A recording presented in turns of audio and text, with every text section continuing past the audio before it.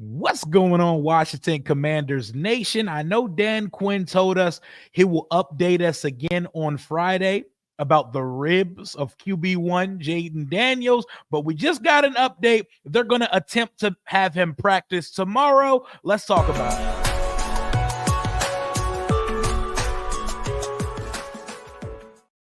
Slow cooking the chicken, gamesmanship, all of the above. We're not going to come out and say whether Jayden Daniels is playing or not. There comes, it's a game. It's a cat and mouse game. You got to play chess with it. You cannot give a competitive advantage to your opponent.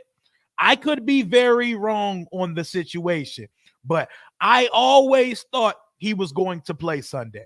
I don't think he's that hurt. I think if we weren't playing the Panthers, if we weren't in the month of October, he goes back in that game on Sunday. I think his ribs got caught up in his rib protector on the tumble, trying to give himself up on that long run. But let's get it in and let's talk about it. How are y'all feeling on this Thursday afternoon? For those at work, give you a little something to chew on during those lunch break hours. Could be giving JD all the treatment and rest he can. If he's able to play, don't forget to use the VR. And this is a great point. Great point, Eric. Jayden, to me personally, you don't have to agree. I don't think Jayden needs to take a single rep at practice. Tomorrow, get him out there. Let him throw it around a little bit. Let him see how he's moving because like Dan Quinn said, we don't want to put him out there unless he can be, quote unquote, fully turned up. So the whole Jayden Daniels package, like we want him throwing, we want him running, the whole shebang. So see how he's feeling when he's running around. Let him jog around a little bit. Let him throw some footballs. He is a walking encyclopedia in laptop. And you know he does all the reps he needs to on the VR. Running around with a black helmet and a yellow jersey on at Ashburn should not tell me whether or not he's good. If the doctors say he's fine, if his body feels fine, he'll go. If he can't go, he won't go. But I think he plays this Sunday, y'all. I think he plays. And I want him healed up before he goes. But I don't think he's that hurt. He's had this before. This is deja vu.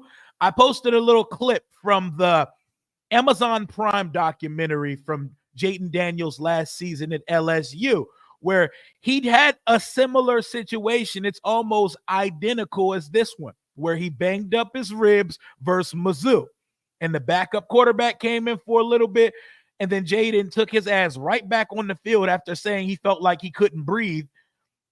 Took his ass right back out there and cooked in the SEC. Yes, this is the NFL. This is not college. But just like that college situation, no structural damage was done to his ribs.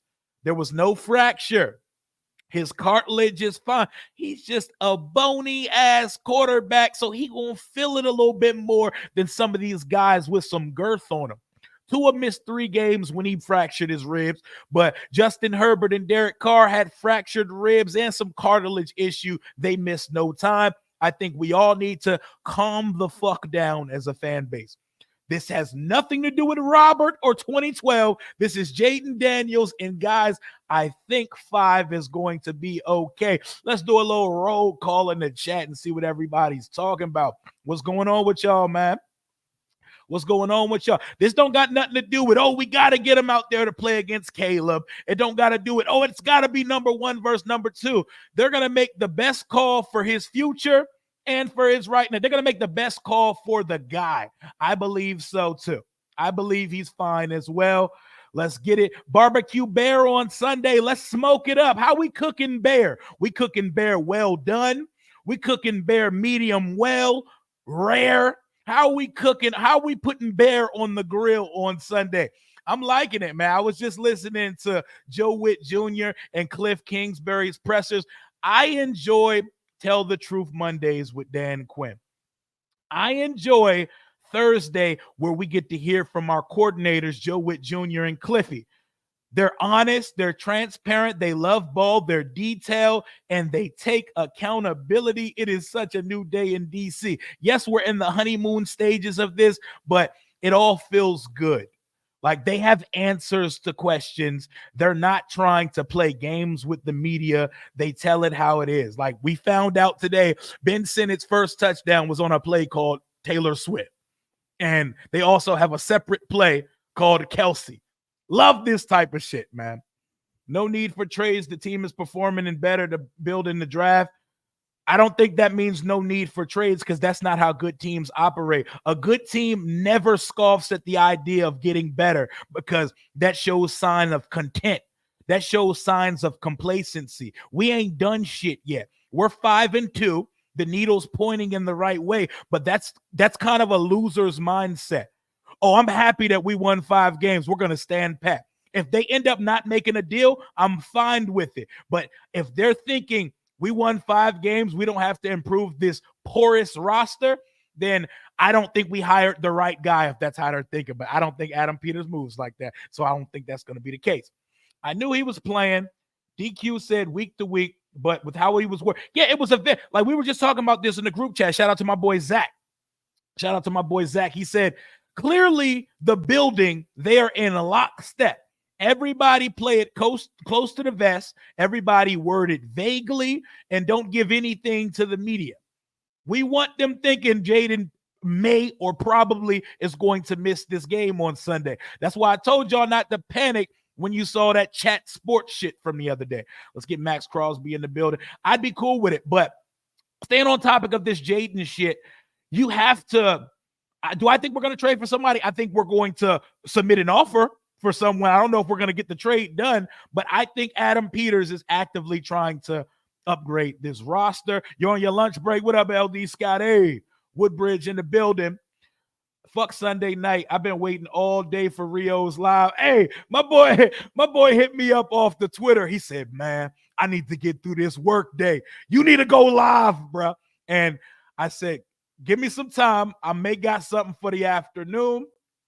I said, just wait for something to come out, because I'm just sitting there waiting for it. I watch the coordinators do their interviews. I'm waiting for the right moment, to jump in like double dutch, and then boom, Adam Schefter. Washington plans to attempt to practice Jayden Daniels on Friday. One of the weirdest word soup tweets I've ever seen Adam Schefter post. That sounds like a Josina Anderson tweet, if we're being perfectly honest. The rib protector has one job. And unfortunately, the way he was tackled, his body was folded up, pretzel origami style, and that rib protector started to get up. Started to get up in there, jabbed him in the ribs for a little bit. It was painful because it's like getting hit in the solar plexus. You ever been punched in the solar plexus by a sibling, by a kid, by a friend, or even in a fight? You can't do anything after that shit. It feels like you got soul sucked. It feels like you got your whole soul sucked out of your body. That shit is crazy. I think if that Panthers game took place on New Year's Eve with the number 2 seed or the number 1 spot in the NFC East on the line, and you put the Eagles on the Cowboys on the opposite side of that field at Northwest Stadium, I think Jayden's bony ass comes right back out that locker room like Stone Cold Steve Austin. It would not have surprised me if they were in the training office chilling, smiling, and watching the game like, okay, let's see if we have to put Jayden back in the game. Okay, we're good. You're fine. Put on a sweatsuit. Get your ass back out there. Wave to the fans like royalty and have a good time on the sideline. I think he will play. Yep, I have faith in him too. I think this is a winnable game with Marcus Mariota. I know how good that Bears defense is, and on paper how good that offense can be. Fun fact. We haven't seen Joe Witt Jr. play against a rookie quarterback yet. We've seen just about every type of quarterback that exists. We've seen Baker. We've seen Daniel Jones. We've seen Joe Burrow. We've seen Kyler Murray, Lamar Jackson, Andy Dalton, and the ghost of Deshaun Watson's past.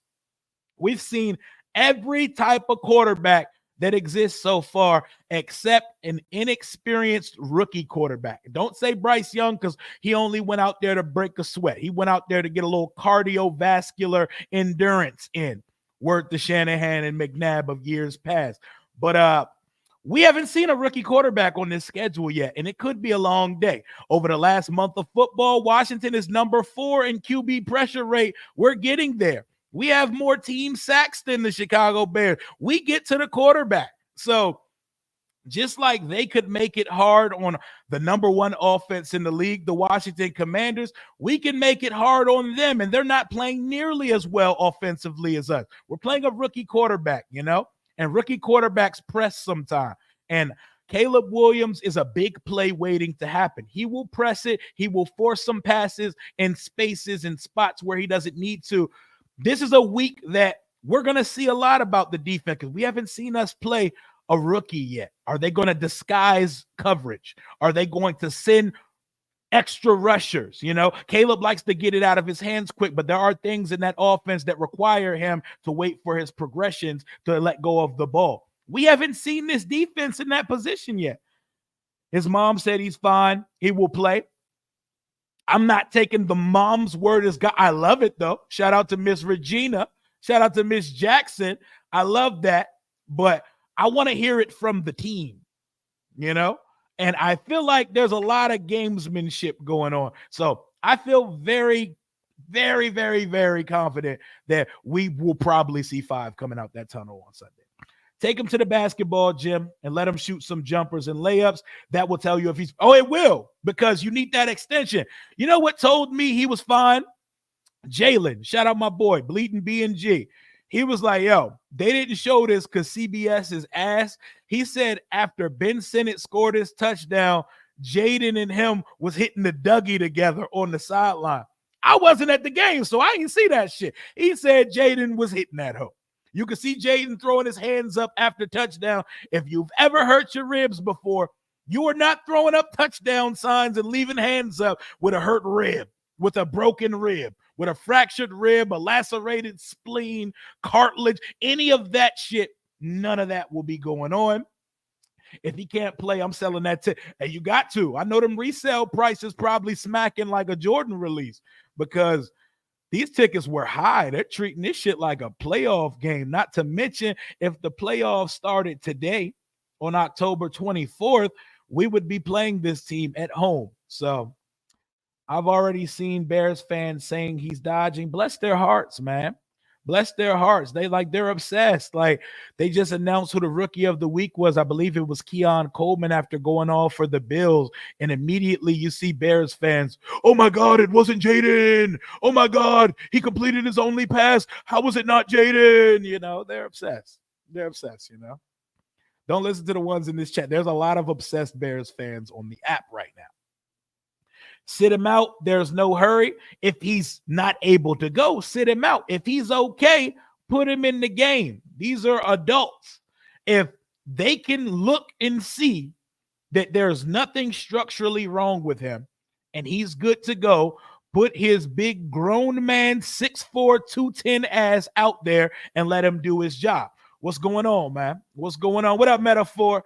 He'll be a part of the walkthroughs, just not the actual full speed practice. A little, perhaps not all of it. And he doesn't need to be a part of the full speed practice. I trust the mind of Jayden Daniels and the mental reps, the film room, and the VR shit that he does, that he's going to be fully prepared to go without practice this week. And I'm glad you brought up the walkthroughs. I believe it was Austin Eckler in an interview earlier this year who said, I've never went through as many walkthroughs as they've run here in DC. He said, we run so many walkthroughs, and he said it's been so good for getting guys together and building cohesion as a group because nobody's confused as to what they're doing on game day. You're not seeing receivers running into each other. You're not seeing receivers confused as to which depth they're going into. And like we've seen for many years prior to this season, you're not seeing as many coverage gaffes and miscommunication dysfunctions on the field. Like we've seen so many from time to time. So implementing a practice schedule that has so many walkthroughs has clearly made a difference with this team so far. Chicago Bears stew. Okay, I like it. I ain't gonna lie, these Bear fans making me dislike them. Exactly. And I don't want to dislike. I want to see Caleb succeed, but they're definitely making me feel like, what are we talking about? I would rather have him 100%. If Mariota can do the job, let's get Jayden Daniels healthy. Yep, we'll see. We're going to see. He ain't playing. It's obvious. I don't think it's obvious on either side. I think they're playing games with it. I don't think he would even attempt to practice if he was ruled out this week. If they had no intentions of playing him, I don't think he would even go out and try to practice tomorrow. He's secretly putting in work in the bubble. There's a whole side of this that nobody here is going to see.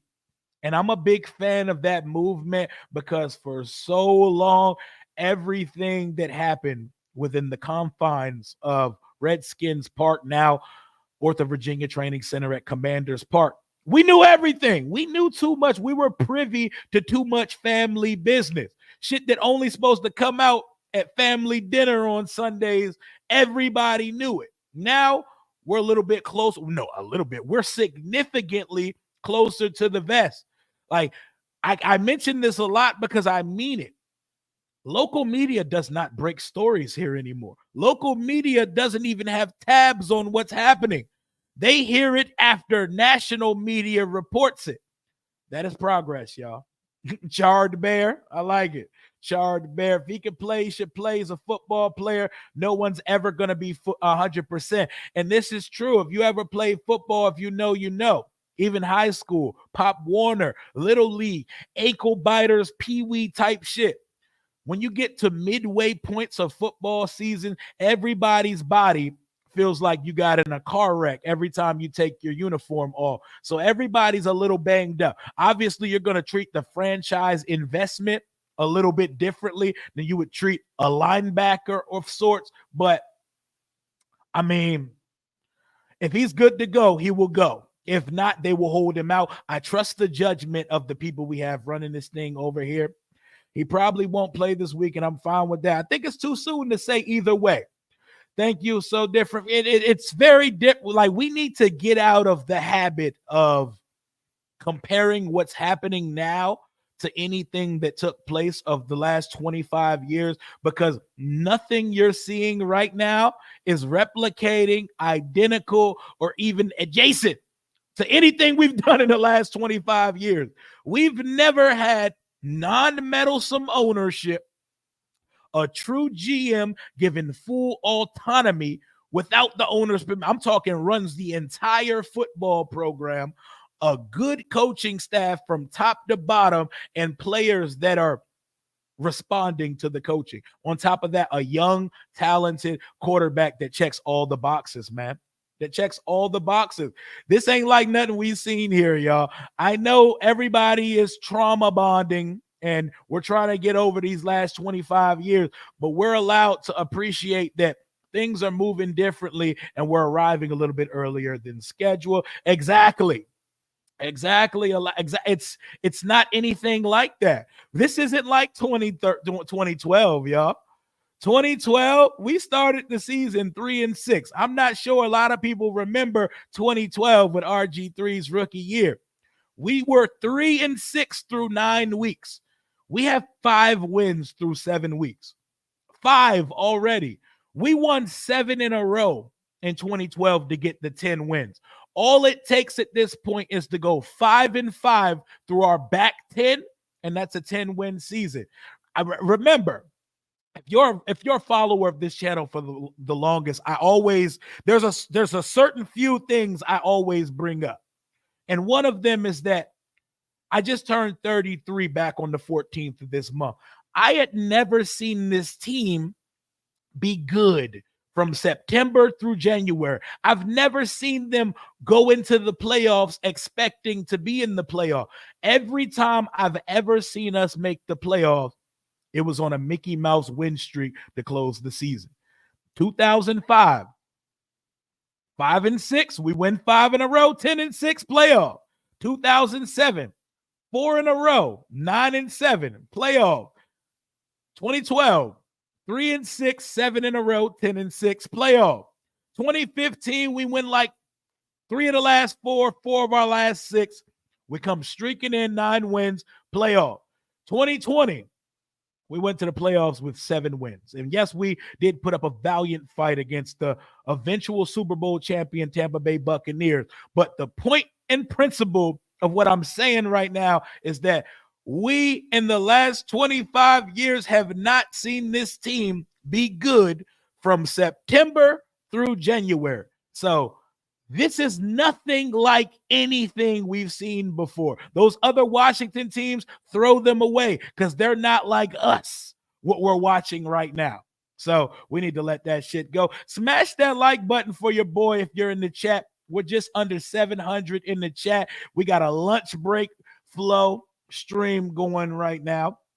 Bears act like we're in their division, and if you guys have noticed, the Bears are kind of giving us the same treatment Cardinals fans are giving us. Remember Arizona week? Remember Arizona week, how they were looking past us? We're going to dominate Washington. We need to blow out Washington. If we can't beat Washington, who can we beat? I'm getting similar vibrations from Chicago fans. Shout out to Hayes of Chicago Bears Central for being a ball knower and acknowledging and knowing just how well Washington is playing in 2024.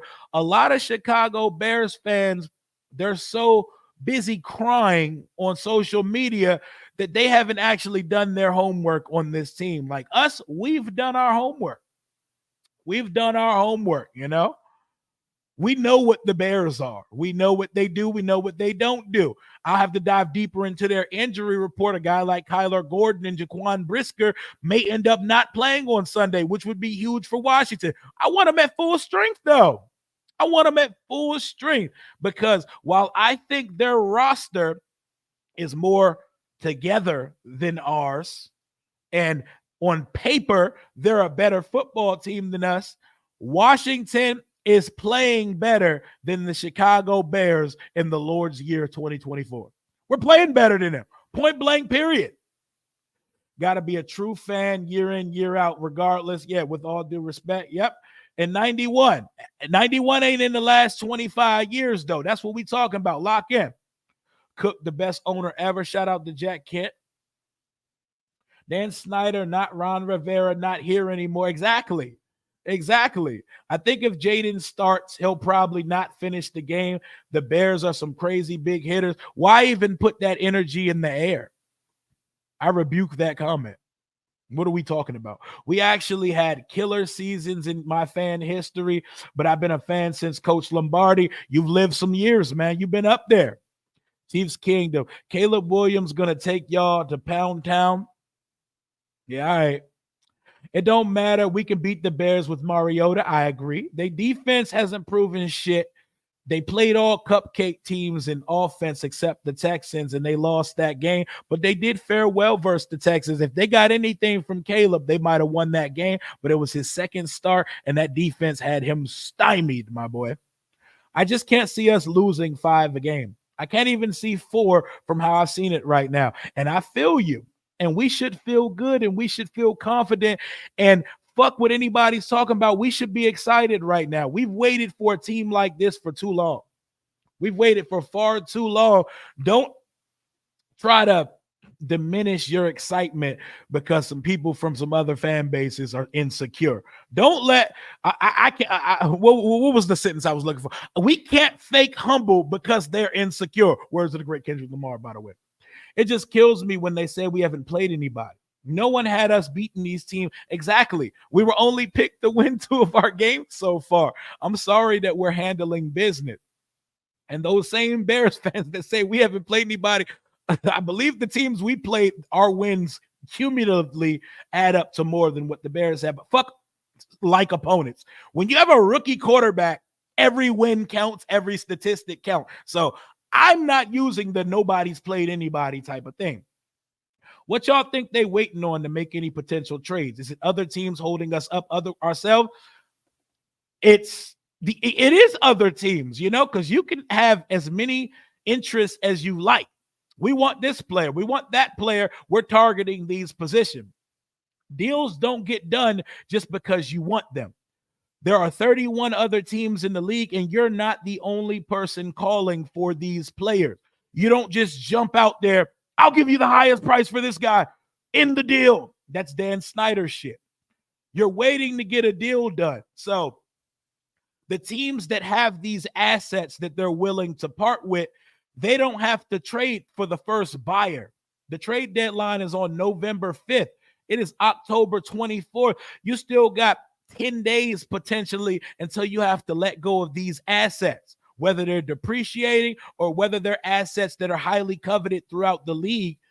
They don't have to just jump on the first deal. So my take on that is it takes two to tango, and these guys have to weigh out all of their option, and they have to play hardball, and they have to create bidding wars. It's chess. It's chess. It's like Game of Thrones, man. It takes a lot of political posturing, text, email conversations, and gauging interest around the league. It's not an overnight process. If a deal is to get done, it'll be done by the 5th. If nothing gets done, fuck it, we move on in the offseason.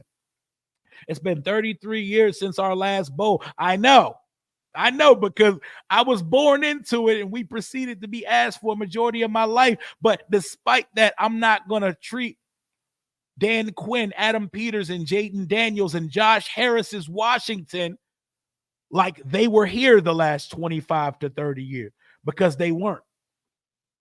Daniels ducking the Bears defense. Shit, I would too. Them boys are hitters. Jayden not ducking shit. Jayden wanted to go back in the game on Sunday. Y'all saw that boy catapult his fucking helmet like Kratos, the god of war, on Sunday. You know why he tossed it? Because they told him to go to the locker room and go get checked out. He wanted to take his skinny ass back on the field. He not ducking anything. Jayden Daniels is a dog. He already did this in college before. Who's he ducking? Ducking what? Ducking what? What's he ducking? They can hit. Congratulations. They're an NFL defense. They can hit. So can we.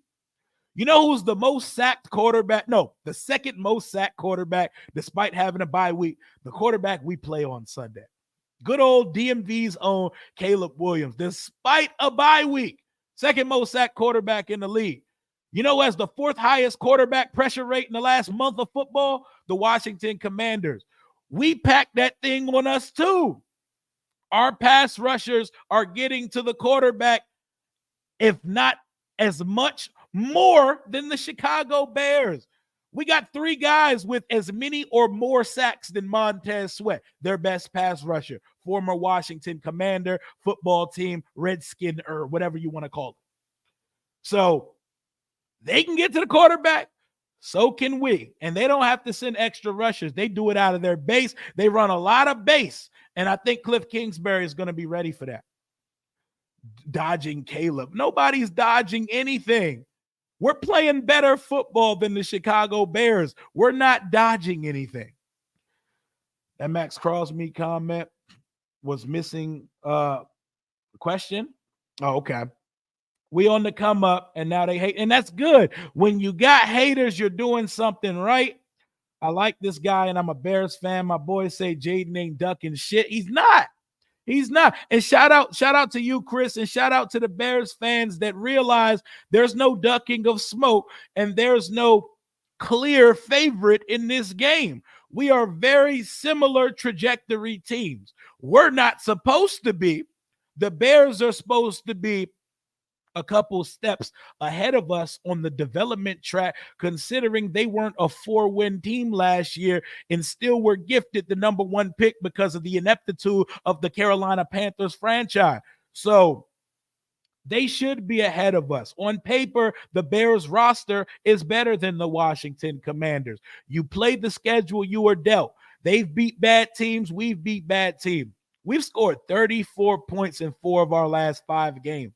This offense is humming, and only the Ravens and us have scored 218 points. That's 31 points per game. So keep thinking it's sweet on this side, because it's not.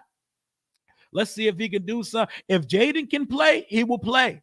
If Jayden can't play, he won't play. But I don't even think that they throw him out there to attempt to practice if there was not a good chance that he can get out there on Sunday. Take that Bama-ass Gamecock hat off. Go Commander. Hey, man, I like this Gamecock hat. I like it. And one of my ladies' friends like it. So I don't care if you do. Don't worry. We used to own the Bears when Joe Gibbs was the coach. If we don't beat the Bears Sunday, we can go back and get Joe Gibbs. I mean, they beat us the last 2 times they played us, but from like 04 to 2016, we beat them 7 times in a row. But none of that shit matters because I think this is the first time in my life where the Bears are and Commanders are both relevant. They're both good. They're both ascending, and they both have quarterback. This is the first time this matchup has sizzled to it, like real sizzle. Like this ain't Jay Cutler, Carson Wentz. This ain't Sam Howell, Justin Field. This is Caleb Williams and Jayden Daniels, 2 bona fide potential future franchise superstar quarterbacks. So this matchup got some sizzle to it. And with the way fans are talking, this could be a budding, great NFL rivalry. And that's what I want it to be. That's what I want it to be. As a Bears fan, I want to see JD. I just really hope he doesn't get hurt worse. Etienne came back early to play, and he got a whole new injury. Yep, and bodies do heal differently, and it's always possible. I just don't think the injury was that serious, though. I think it was some slide. I think we played into our opponent that day. We were playing the booty cheeks Carolina Panthers. On God, my big ass might have hopped in and quarterbacked a win versus the Carolina Panthers. That's a team that's very unserious. That's a very unserious football team, and they're owned by a very rich, unserious man, Dave Tepper. He is the richer, powerful, more connected version of Dan Snyder. We're acting like the Bengals aren't better than the Bears. On God, let's have a conversation. I'm glad you brought this up, Jonathan. We caught them early, but Cincinnati is always up to shenanigans in September. They're always on bullshit in September. I've looked at the schedule the rest of the way, and I've seen how well Joe Burrow's played despite having an ass defense. The Bengals are going to win 10-plus games and make the playoff. The 3-win Bengals, they're going to beat the Eagles on Sunday, and they're going to get the 10-win. They're only 2 games out in their division, despite the atrocious start they had to their season.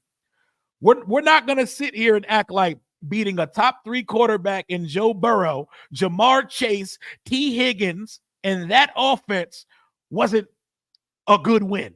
We're not going to do that. We're not going to just point at record. That's the best offense. That and the Ravens, those are the best offenses we've seen. Wow. Caleb, DJ Moore, Rome Odunze, Keenan Allen, Cole Kmet, DeAndre Swift, Roschon Johnson. They have a nice set of offensive talent on paper, and they've peaked over the last couple weeks. We're not about to act like that's better than Joe Burrow in them. We went up to Joe Burrow land on Monday Night Football, a place where we never performed, and outdueled an elite quarterback. That's why I can't be afraid of this team. I can't be afraid of this team. I think it's going to be a good matchup, and I respect what the Bears offer, but I've seen what we look like when we're executing. I've seen what it looked like and we're executing. Y'all beat the Giants. Nigga, and who did y'all beat? Y'all beat the Rams without Kupp and Puka. Y'all beat the Jags. Y'all beat the Panthers. We beat the Panthers by more than y'all with our backup quarterback. And y'all beat the Titans. Y'all beat a bunch of one-win teams. And you barely beat the Titans. Will Levis had to hand y'all to get. Y'all won a game where Caleb threw for 90 yards, bro. Like, this Bears team is good, but we should not come in afraid of anything on Sunday. What's going on, man? That late night video last night was clutch when I woke up and couldn't sleep. I had a problem sleeping last night, too, so I said, fuck it, why not? I heard that clip on Grant and Danny about Thomas Dimitroff, the former boss of Dan Quinn and former co-worker of our GM Adam Peters. He says Washington should go all in and go get Max Crosby or Denzel Ward. This game is going to be live, and I think there's going to be a budding rivalry going forward. And it would be lovely to see 5 play. I want to see 5 versus 18. Think Brady Manning, but put some aura in it. Put some swagger in it. Young boys, absolute dogs. Two brothers going crazy on a Sunday afternoon. I'm here for it. You are correct. We don't want no Chiefs smoke until the Super Bowl. Hey man, let the Chiefs handle their business, man. The Chiefs are gonna chief. We not even talking about it. He said Queef's Kingdom. Mariota has started 5 seasons. He has. So he has plenty of experience. That's why the offense doesn't hiccup. They don't make Jayden a system quarterback. Mariota won a Heisman. Mariota was also the second pick of the draft way back when. So it shouldn't be surprising that the offense can still perform. We are well coached. This ain't the Washington y'all saw last year. This is not Whopper, Junior Mint, milk dud, head ass Eric Bieniemy's only pass offense, where he made Sam Howell throw the ball for like 47 times in a row versus the Bears last year. This ain't that. This ain't malfeasance or malpractice in the coaching staff anymore. We got a squad and we got a coaching staff over here now. So keep looking at the past and thinking that's what you're getting on Sunday. They struggled with the Panthers for a second. They did, and then they pulled away eventually. Meanwhile, we dog walked these niggas from the opening kickoff, even when Jayden came out the game. No problem. That ain't no problem. Rest Jayden. Don't pull up. I'm going to ignore every comments with the word RG3 in it, because if you think anything that's happening compares to RG3, you're a short-minded individual. RG3 don't got a fucking thing to do with anything that's taking place. A non-structural damage rib injury don't got shit to do with a torn, sprained MCL, LCL, or none of that shit. There's no comparison. None of this has anything to do with anything. So if RG3 is in your sentence in the chat, I'm gonna look right past it. I'm being totally honest. What's going on, man? Y'all running offense similar to college, and Mariota was a straight beach in college. There are concepts of college, but there are a lot of pro concepts in our offense. This is not a college offense. Go ask Cam Taylor-Britt what this college offense do. The people saying that Jayden is a one-read quarterback don't put context behind stats. We run a lot of quick game. Yes, we run a lot of quick game. We run a lot of pace and space. We run a lot of no huddle. People who say that are people who don't watch ball outside of their own team. They watch their team play, and then their Sunday ends. They don't follow ball like a lot of us do. Let's blitz him. He holds on to the ball a lot, and that's one of the knocks of Caleb. Love him. He has a lot of pros, and one of his a couple cons is he will put the ball on the ground fumble wise, and he will hold on. He will hold on to it too long. So, if I'm not even gonna give any of this RG3 shit credence, because it's like some of y'all niggas are just that dumb. If a quarterback is black and he runs, he's Lamar Jackson or he's RG3. Some of y'all just don't watch ball enough to have contextual conversation, and you throw lazy tropes and comparisons at people. I'm sorry, I watch too much ball to dignify these dumbass statements. So you got it. The Commanders do have depth. While our roster is porous in some places, we have depth. No Jonathan Allen, no problem. Fedarian Mathis looks like he did at Alabama right now, which has been a pleasant surprise of the 2024 season. He's hooping. Johnny Newton, relentless motor. The combination of Phil Mathis and Johnny Newton make up for Jonathan Allen. And I know that sounds crazy. And then when you combine that with Deron Payne getting his motor up and running, you saw him out there on the pick six. That boy hawked Dante Fowler walking into the end zone. We're good in that department. Our line is giving quarterbacks hard times.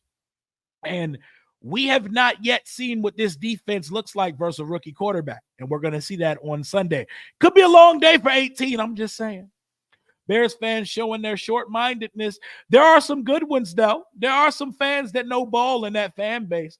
Jayden is going to make an example of Chicago. They will all be crying into their tavern-style pizza. Hey, Shout out to Jerk and shout out to Hayes. I don't know what tavern style pizza is.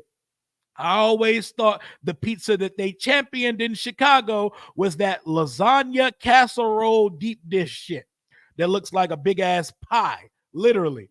I learned what tavern style was. I will now stop using touristy ass expressions like deep dish pizza being relative to Chicago. Every single player gets banged up. This is the NFL. Exactly. Exactly. It's stupid. It's lazy. It's trauma. It's insecurity. You know? We're gonna be all right, man. Like this fucking video up. Y'all smash the like button, man. We got 893 people here. Cool, and a bunch of football obsessed sickos on a Thursday afternoon. What is it? 2:00 right now. We've been here for 40 minutes rocking. If you're just pulling up in the chat, Dan Quinn told us we'll get our next Jayden Daniels update for his ribs on Friday. He wasn't out there at practice as expected today, and Adam Schefter lets everybody know Washington plans to attempt to try to that's word soup right there. If you follow Josina Anderson, that is worded and pinned off the quill of Josina Anderson. Washington plans to attempt to try to practice Jayden Daniels on Friday. I hate that sentence so much. There is so much wrong with that sentence, but I'm going to let the GOAT Adam Schefter ride on that one. Jayden anticipates practicing tomorrow. You know he is in the film room like crazy. You know he's probably doing some work indoors, and they're giving him all the treatment that exists. But they're giving him a go tomorrow, which tells me he's probably going to be good to go. He's probably going to be good to go, but we'll see. If they decide to hold him out, they hold him out. I still like our chances Sunday because I like what we're doing, y'all. One of the comments like, name a quarterback that hasn't got hurt. I'll wait. And I like to go back to last year. Is CJ Stroud RG3? CJ Stroud got knocked the fuck out. Concussion last year. Is CJ Stroud Tua? Are y'all dumb when it comes to other quarterbacks too? Is CJ Stroud Tua because he got knocked out of 2 games last year? I brought this up on Sunday because I don't think a lot of you even know that. CJ Stroud won 10 games as a rookie. He won the Rookie of the Year. He won a playoff game. You know what he also did? He missed 2 games because he got fucked up with a concussion last year. He took a very hard hit. He was laid out like Ricky from Boys in the Hood on the football field. It was scary. It was terrifying. I wonder how many Texans fans said, oh my God, next Tua. Oh my God. Put any person that had concussion problems in their career. I wonder if they attached and threw all the labels on them. No, because they're not as scarred and trauma-based as this fan base. So use context and nuance when you say these things. Jayden Daniels is not injury prone because he got his rib protector caught in his rib cage on a weird looking tumble on Sunday. That does not make him Robert, who was getting himself fucked up and didn't protect himself in 2012. There's a difference. And those that know ball know the difference between the two. Is CJ Stroud Tua Tagovailoa? Absolutely fucking not. He missed 2 games for a concussion last year. So I just wanted to get that out there. JD5 should add some big weight this offseason. I don't know about big weight. If you've seen him in person, I've seen him close up. He has a lot more than it looks like. He's just a small-framed individual. You cannot stop your genetics. He has a small frame. He's 6'4", 210. Lamar Jackson currently weighs less than Jayden. Do you know why he looks bigger than him? Because he has a different makeup. He has a different genetic makeup and a bigger bone structure. You can put on 20 pounds on Jayden. It may not look like it would look on somebody else, but that also takes away from the way that he plays quarterback. So what are we talking about? What are we talking about? Hence, this guy don't give a fuck. Luvu gonna get at Caleb. Luvu's a dog. Luvu got more sacks than Montez Sweat, and he's not even used as an every down pass rusher. So I'm feeling good about this one, man. Yes, sir. I'm trying to cook like you, my boy. I'm trying to build this channel up to one day I could request your services. You could cater some shit for me, my boy, because Chef Dre be cooking. Make sure y'all follow Chef_Dre Boog on Twitter. That boy cooks for professional athletes, NFL, NBA, all kinds of shit. And the food is exquisite.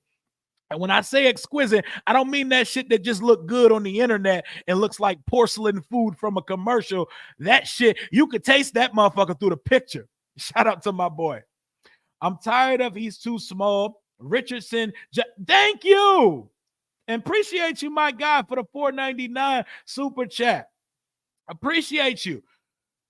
Anthony Richardson is built like a damn Greek god Adonis. He's 6'6", 245 to 250 pounds. That motherfucker's been on the injury report 6 times. He's missed over 10 games in his career already. He's missed games in both seasons right now. Does he, is he devoid of injury because he's big? No. So 30 pounds added to Jayden don't mean anything. He needs to be him. Guys have different genetic makeups. You can't, it's not apples to oranges. Did y'all play sports? You can't just compare one guy's body makeup to another guy and say he needs to be that, because that necessarily isn't a better thing. Anthony Richardson, Cam Newton, freakazoid. Cam Newton wasn't from this planet. He's the freakiest athlete and built quarterback in the history of this league. 6'6", 250 plus, could run like a receiver, had the running skills of a running back, and could let it fly. Cam Newton's ass was getting hurt all the time during the latter part of his career, and it's what slowed him down. But it don't matter if you're a skinny quarterback or a big quarterback. It's not as simple as he's skinny, he's injury prone. The biggest motherfuckers that play. Ben Roethlisberger is built like the average. He's built like a tall ass drunk at a bar. He got hurt all the time. I've seen skinny quarterbacks get hurt. I've seen built quarterbacks get hurt. I've seen fat quarterbacks get hurt. I've seen every type of quarterback get hurt. Scared money don't make money, and you can't just throw a trope at a guy because you've seen a guy that played the position before with the same skin tone get hurt. I just wanted to break down how lazy of a conversation that is. And I appreciate you for the super chat. And for another one, hey, appreciate you for the channel membership and the super chat as well. We're having fun. We're talking about it. I'm excited about this game this weekend. Everybody, welcome Troy Mason to the Rambler family. Come on aboard. Welcome to the Rambler family. We have fun on this side. Those new to the channel, I am Rio Robinson. Everything Washington Commanders over here, except you're getting it raw. You're getting it unfiltered. I'm going to say a lot of things. It's not always pleasing. We speak colorfully over here. And I say whatever comes to my mind. It's a bit unhinged, but this is an open forum for everybody of all fan bases to come in this chat, and we're going to have a good time. But just know I will press back at the chat because that's how we roll over this side. If you're a little sensitive, it may not be the place for you. Do you think that the kid that was disrespecting Cam Newton at his mini camp ever made it to the league? No. I have a lot more to say about that, but I'll leave it at that. No. And I think that those kids that jumped them, and those kids that, when a former legend in this league is trying to give you game and is taking their time out to do camps and actually want to help kids in his community and shit, I think these young boys need to shut the fuck up and listen sometime, because there's a reason why a lot of these kids are out here moving with no direction, because they don't take the tutelage. They complain about people that don't give back to their community or come back. I see why people don't come back home, because home hates you more than the rest of the world. Don't nobody hate you like the place you come from. And I hate that it is that way in a lot of these communities. Stop wishing bad on us. People starting, what if now he's hurt? Now we're trash again. We have some faith. Damn, let's all take a chill pill. Let's all relax. Let's all just enjoy it 1 week at a time. We finally get to enjoy football on Sundays. Walk with me for a second. We got 900 plus in the chat. Smash that like button, boy. Smash that like button for your guy. If Jayden's good to go, he'll play this week. If he's not good to go, I think we can still win this game. They're going to make the best call for him. And I don't think they put Jayden out there if they think there's a high risk for him to get hurt again. But walk with me for a second. It is a week before Halloween. The trade deadline is 10 days from now. Do you know where we normally are at this time of year? Well, he was banged up on the back half of his career. He was on the injury report a lot, but his big flapjack eating ass always played through it. He was an Iron Man. That fat ass body of his built callus around his ligaments and his bones that he was able to lug his thick ass on the field and play every week. But walk with me though. Walk with me. It's October 24th. We're 10 days away from the deadline. Do you know where we're normally at this time of year? I see it. I see Raiders fans. Shout out to my boy Graf and the OLV Raiders Network. I see it with my boys, my buddies that do Giants content. Shout out to Nikki, Danny, Juke, KB, Petway, all of them. They're doing mock drafts and mock free agency already. Y'all remember that life? Do y'all remember the life of before Halloween? We were already looking towards the draft. We were already playing quarterback carousel roulette, quarterback musical chairs, jersey swap, mania. Doesn't it feel good that we're in October and we don't give a fuck about the draft? That's why when I see people say, I cannot wait until the offseason. I'm like, but I can. But I can because we're balling. We have 5 wins before November. If we beat the Bears on Sunday, we will have 6 wins before November for the first time since 2008. 16 years ago. So our last 6-2 start is old enough to get its driver's license. 16 years. We're past the learning permit stage. 16 years since our last 6-2 start. And they want us to not be excited. They want us to not be hyped. They want us to pump the brakes. They want us to, I need to see more. No, we don't need to see more anything. That will come along the process because we're still in year 1 of the rebuild, recalibration, whatever the fuck you want to call it. But it feels so good that we're not doing mock drafts right now. We're not doing mock drafts. We're not doing jersey swap. The only thing outside of what we have in the building that we're talking about is, are we going to add anything before the trade deadline? There's no off the field drama. The DEA is not raiding us like Breaking Bad Heisenberg. There are no sexual misconduct issues. You don't have to feel dirty for wearing the colors. You don't got women looking at you crazy for liking Dan Snyder's football team. It feels amazing. The vibes are high right now, y'all. The vibes are indeed immaculate on this time right now. As a Bears fan, I want to see JD. The perception that Bears fans don't want to see him is crazy. I think there are a lot of you on social media that do not want to see Jayden on Sunday. My man Rio to go. I appreciate you, man. This channel works because we get a lot of people proactively getting busy in the comments and in the chat. We're like one big community. When we do the watch parties and whatnot, we're all reacting in a moment's notice. We're all getting immediate reactions. That makes this content shit fun. And it's because of y'all we do that. But we'll see. And thank you for pulling up again, Rogelio.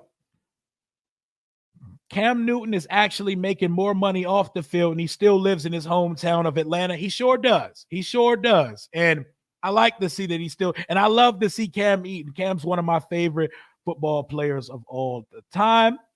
We got some Bears fans in here.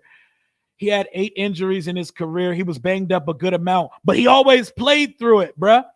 It was that degenerate ass redneck body Big Ben had, you know. If Jayden's good to go, he's good to go.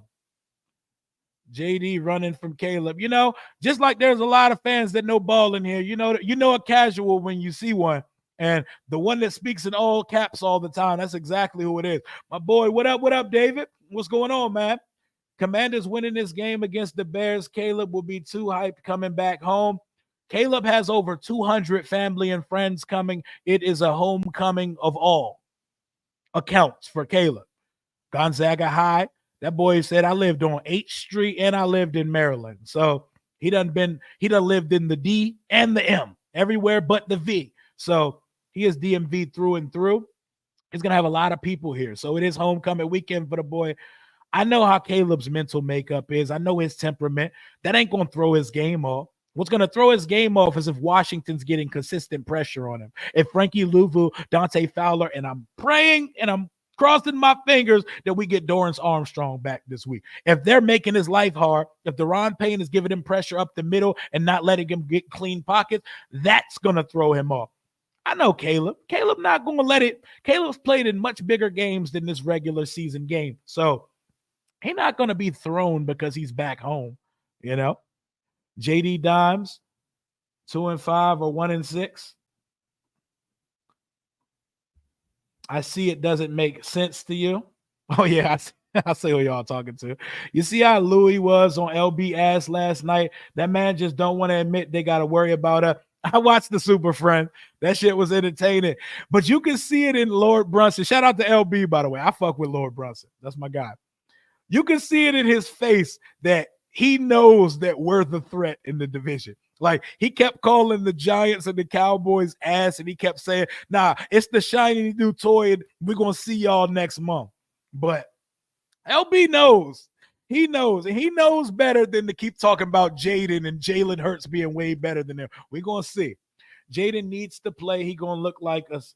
Nobody's worried about. Bro, this is 2024.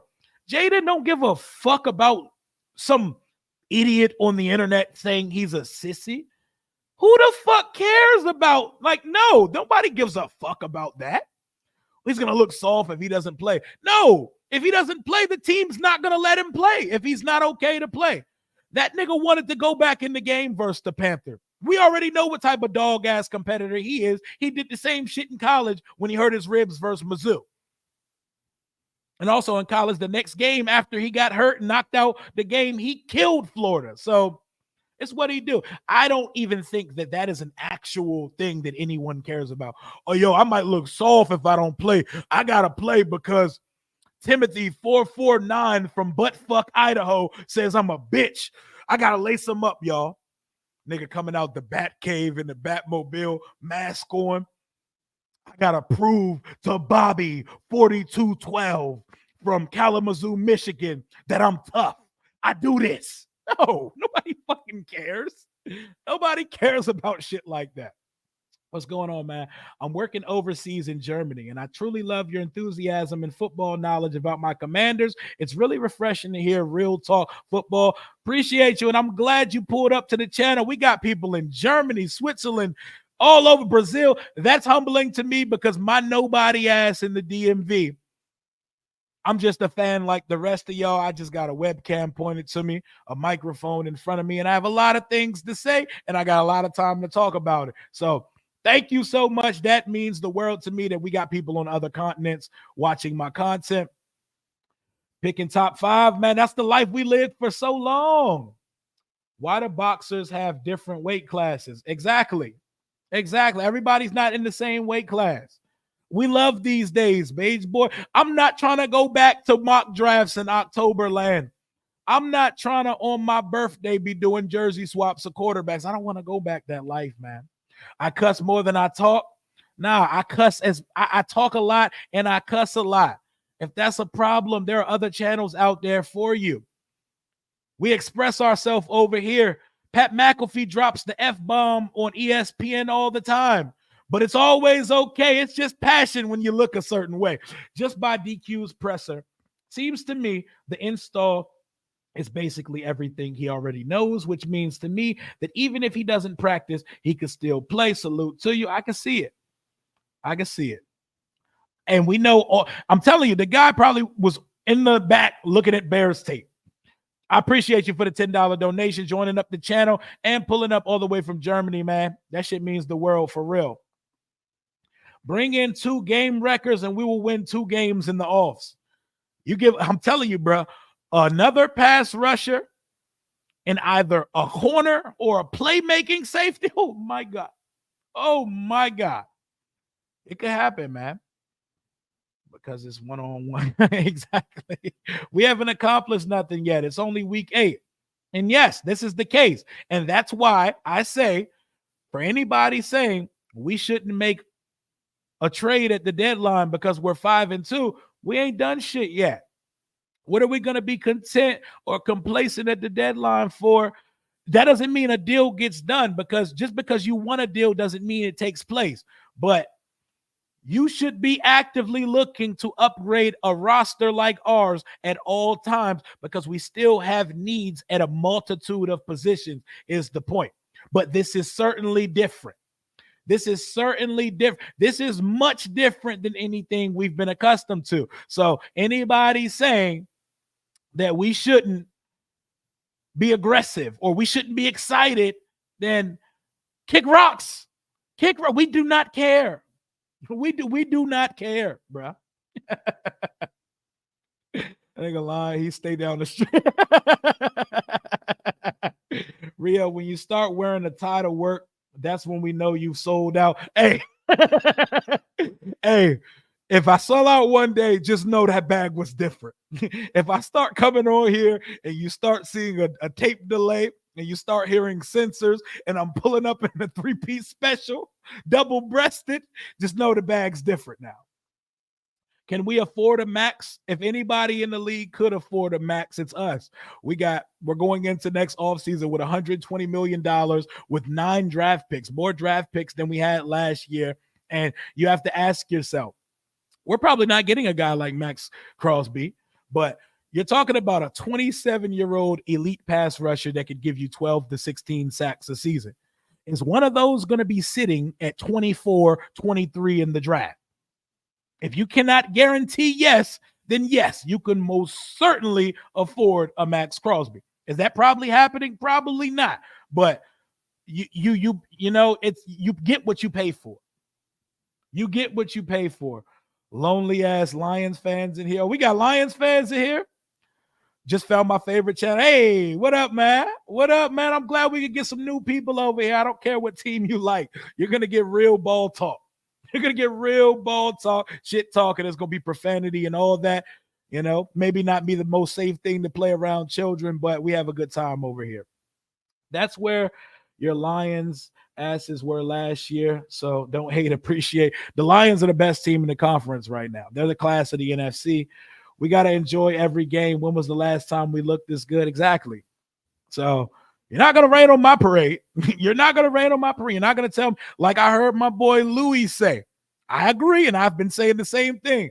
Don't tell us to act like we've been there before, because a lot of us have not. Don't tell me to be humble. No, we're allowed to enjoy this. We've been the butt of too many jokes for far too long. We're allowed to appreciate having a quarterback, a coaching staff, a GM, and actual success on Sunday. I ain't never seen this team in my life average 31 points a game. We had 14 rushing touchdowns the entire season last year. We already have 14 rushing touchdowns in 7 weeks. Let that marinate. Let it bubble up in the pot, and let me pull it out one more time for you to get a taste. We had 14 rushing touchdowns in the entirety of the 2023 season. We have 14 rushing touchdowns through 7 weeks. Our quarterback got 4 of them. Our running back got 6 of them. Our running back 3 has 3 of them. Austin Eckler has 1. Bro, we're handing out rushing touchdowns like Oprah hands out cards. And y'all want me to shake in my boots because the Bears can play defense? Lace them up. Put your helmet on. Buckle up the chin strap. Let's ball. Our offensive line has showed up every single week of the season so far. They can play defense. We can play offense. But we can not only just play offense, we play it with the best of them. The Lions, the Ravens, and us, the most efficient offenses in the league so far. Bro, we haven't even not converted a 4th yet. On 4th down this year, we are freaking 9 of 9. I've never seen this before. We're scoring on 57% of our drives, and people are telling us to calm down. Bro, we've never had an offense like this before. Don't tell me about 2012 where we started 3-6. That ain't this. That ain't this. What up, B Cox? What's going down with Jayden? Been busy today. Haven't had time to tune in, prepping this new film. Did they say Mark? Okay, so Dan Quinn let us know that he was going to give the next Jayden Daniels update on Friday. And then Adam Schefter puts it out there, as you can see on screen right now. Washington, it's a lot of words, Stu, so try to follow me. Washington plans to attempt to try to practice Jayden Daniels on Friday. So he's going to give it a go tomorrow. I'm assuming he's going to be on a limited basis, and it's going to be during the walkthrough portion of practice, but he's going to try to give it a go tomorrow. I appreciate you, my guy, B. Cox. Tell Jenny I said what's good for the 1999, but we don't know yet. And it's a part of gamesmanship and playing checkers instead of chess that you're not going to tell. The Bears need to be prepared for Mariota as well as Jayden Daniels. They're not going to rip the Band-Aid off. This is what I predict happens tomorrow. And I could be very wrong. And if I'm wrong, that's okay. I think he's going to go out there. He's going to throw a couple passes. He's going to walk through a little bit. And Dan Quinn said we're going to evaluate it over the weekend. He's going to be a game time decision for Sunday. That's what I think is going to happen tomorrow. Could be wrong. Appreciate you for rocking and locking in with your boy, Eric Barber. Oh, my God, my brother, I'm not worthy. Keep it real. Keep it raw. Keep cussing, bro. Thank you, sir, for the 99.99. Holding it down as always, Eric, bro. You don't got to do that, man. Thank you for these blessings on a Thursday afternoon. I would not do content if I did not do it my way. I do not work for ESPN. And while I do content for Bleacher Report and Roundtable Sports and other outlets like that, this wouldn't be me if I wasn't talking my shit. And I'm going to pop my shit like the regular person that I am because I'm just a fan like every one of y'all. So that's what we going to do over here. I appreciate you, my boy. You ain't even have to do this, man. I appreciate you for these blessings, but we still deep in here. We still over 900 in the chat. Smash that like button. If you haven't subscribed to the channel yet, hit that subscribe button. I do not care what team you like. You are welcome over here. Just know we do talk that shit. We do talk that shit. Washington is a sleeping giant, man. We're out here. We're actually competitive already in a year where we were just trying to establish identity. Washington has a fucking identity already. Maniacs, welcome back to the squad. Welcome back to the family, the Ramblers, man. Welcome the guy back. How are we doing out here? I'm trying to get to as many comments as possible. There's a lot going on in the chat, so bear with me. What week does Washington play Detroit? We do not play them this year, but arrogant me wants to say the divisional round of the playoff, but I'm not there yet. I'm not there yet. I need to see Washington punch a ticket before we can start talking that crazy. But Detroit is not on our schedule this year. The last team that we play from that division is actually Chicago. We do not have Minnesota upcoming. We do not have Detroit upcoming, and we do not have the Packers on the schedule. So we only get to see the Chicago Bears out of that division. And speaking of the schedule, I'm so obsessed with this team, I can run you the whole schedule off the top of my head. Washington is at 5-2. To get to 10 wins this year, all it takes is 500 football. Not saying that's easy. I'm just saying, even given like a Washington collapse of the past, that it would be hard to see. But I'm not gonna jinx us. But this is what it would take at this point to get to 10 wins. 5-5 out of these 10 games. You got Dallas twice. You got the Eagles twice. You got the Chicago Bears. You got one more game versus the Giants. You got the Pittsburgh Steelers. You got the Tennessee Titans. You got the Atlanta Falcons and the New Orleans Saints. New Orleans, Tennessee, New York, one versus Dallas, one versus Philly. That's 5. Or if you want to take one of those back and get one of the games between New Orleans or Atlanta, that's fine. There are 1,000 ways to get there. It would take a complete dismantling and catastrophic collapse to see them not get the 10 wins. But let's let them get to it before we start booking playoff tickets. But I just love the way things are looking. We got the hardest team off our schedule a couple weeks ago. This nigga legit going for his ops, dumb as shit. 11 days until the deadline. How likely is a trade for a defender? I'll put it at 50-50. I'll put it at we're checking all of our options. We're checking all. Adam Peters is working the phone. You hear Washington's name in connection with all the movings and shakings that are going on. So whether or not we pull the trigger and the compensation adds up, we're moving and shaking, baby. We're moving and shaking. Imagine changing your name. Ooh. So what happens when we beat them with our backup quarterback? What they going to say, Rio? They're going to cope and say that Jayden Daniels is a system quarterback and that they can do the same thing with Marcus Mariota. And you know what we're going to say to that? We're not going to say anything because we're not going to care because we're going to be 6-2 and right there near the top of the conference. And we're not going to be worried about that. And we're going to be done talking about Chicago because the only reason we're talking about them this week is because they're on the schedule. We're on the schedule. Rio, I ain't no way JD5 missing this week. He's the best. He wants to prove it. Yes, but he not about to put himself in danger. I think he's smarter than that. And I think we got guys running this organization smart enough that they're not going to put him out there just because he wants to play. Fuck his bravado and his machismo. Yeah, congratulations. You're tough, Jayden. If you are hurt, you're not playing on Sunday. This is not Jayden's call. This is the team's call. So they're going to watch his movements.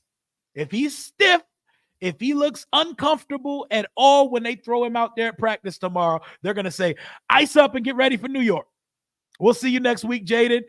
Bring your pom-poms on Sunday because you're cheering for Marcus. Until we play Philly and Dallas, I'm still nervous about potential playoff. I got to see how we play them. And I'm not mad at that. Do I look like I give a fuck? Super Bowls don't matter.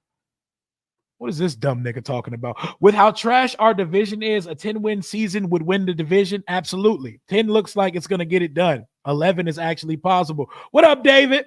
What up, my brother? Family channel member. How we doing today, my guy? We on a little afternoon drive rambling with Rio right now. We're just going to ramble for as long as I feel like it right now, unless something else comes out. My boy Nate. I'm with whatever moves AP and I need, and I need JD5 this week. And shout out to my guy. Shout out to my boy. That's my brother right there. That's my real life brother right there. We moving different right now. And this is the way to move. Whatever Adam Peters wants to do, we're with it. We are with it. If he says, let's make a deal, let's make a deal. If he says, you know what, I don't like the value, we'll shoot our shot at free agency and we'll get ready for the draft. And we could even try to make some moves in the offseason, then be done with it. We're talking a potential executive of the year, Adam Peters. This is not Kyle Smith or Scott McLuhan being handcuffed by Bruce Allen and Dan Snyder. This is not de facto team president Ronald Eugene Rivera. This is not crazy eyes on speed Vinny Serrato. This is Adam motherfucking Peters. This is Lance Newmark, two highly revered executives and highly sought after guy. Adam Peters said it multiple times. He turned down multiple teams over the years. I would only leave San Francisco for the perfect situation. He's turned down interviews for so many teams. Adam Peters is a lifelong San Francisco 49ers fan. Being the number 2 football guy for your favorite team, a team that is an annual contender, it says a lot that we were able to poach him over here to run the entire football program. He said he waited for a perfect situation.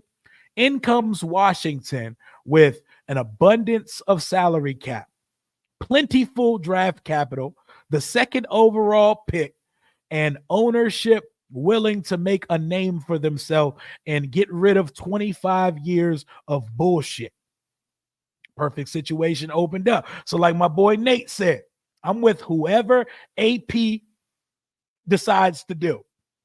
And I want it so badly in my core for Jayden to play. And until I see otherwise, I believe he's going to play because I don't think he's that hurt. But I could be wrong, and I'm okay with being wrong on this because they're going to do what's in the best interest of the team. If he goes out there and he's looking uncomfortable at practice, if he looks like he's hurt, they're not going to play him. I don't care what Jayden says. I don't care if he says, I'm good, coach. I don't care if he says, no, I'm perfect. He's not making this call. He's not putting himself back in. So let's dead all this 2012, RG3, all that dumb shit. Let's move past that and let's let the team make the call tomorrow. We're going to see. My boy, you still on the – how that cruise treating you, man? How that cruise treating you? What islands y'all hitting? What y'all been doing on that jump? I know that Royal Caribbean life hitting different. Royal Caribbean, that's a higher class than Carnival, so I know it's a little bit less rache on that jump. But y'all definitely need to sack Caleb. Oh, yeah, we got to. If we give him all time, he's going to pick us apart and go for 300 plus and 3 to 4 touchdowns. I know what Caleb capable of. I love Caleb Williams, bro. That's my guy. That's my guy. Ain't nobody ever going to make me hate. Ain't nobody ever going to make me hate Caleb Williams. Didn't dude just have a Lions logo, or am I tripping? I think AP wants to meet Detroit in the playoffs. Ben Johnson, you shouldn't have canceled the interview while the plane was in the air. As beta male bitch movement as that was, boy, watching that Detroit offense is such a joy. If anyone's ever to poach his ass away to be a head coach, your offense is going to be fire. I don't know what type of head coach he's going to be, but God, that is a diabolical, insanely intricate play caller. Man. How is Jahan Dotson working out for you? Exactly. Look around. Look at what DeAndre Hopkins, even at his big age, Devontae Adams and Amari Cooper got traded for. And look at what we got for Jahan Dropson. Executive of the year, baby. Executive of the year. Washington ain't on shit. Yeah, we ain't on shit. We're just the second best team in the NFC right now. You go, brother. Montez Sweat revenge game. Okay, I know what we going. I know what Montez cooking up. 7 pressures, half a sack, but he's back there all day. I'm just kidding. I know what Montez is capable of. Shout out to Montez. If y'all let Caleb extend plays, it's over. Yep, because that's his superpower. The improv, the maneuvering, the Houdini shit he does, you know? Bears trash. Man, y'all talking way too hard. Who said that? Oh, well, somebody in the chat must have said that because I definitely ain't say that shit. What's going on, man? Just pull it up. Maybe I missed it, but what's the 2 most needed pickups to keep this thing rolling? Pass rusher and a corner. Corner and pass rusher. But if you want to extend it even more, another receiver needs to get added to the room. But that's a conversation for another day. Y'all have to sack him early enough. I don't even think we have to. I want to get to him and corral him, but he maneuvers and he's slippery. So it's hard to sack him, even though he's the second most sacked quarterback in the league. But I know it's not easy to take Caleb Williams down because his legs and mobility are a slept on aspect of his game. But we just got to make life uncomfortable. We got to show him some stuff he hasn't seen yet, and we got to send some dogs at him because we can't let him. We can't let him get comfortable and start moving around and doing what he does. I feel bad for Washington fans. We don't give a fuck about you. I don't know who you are, Patrick, whatever the fuck that last name even stands for. We don't care. We don't. You feel bad for us, nigga. We don't know you exist. We don't know you or care about whatever team you root for. We are happy on this side right now.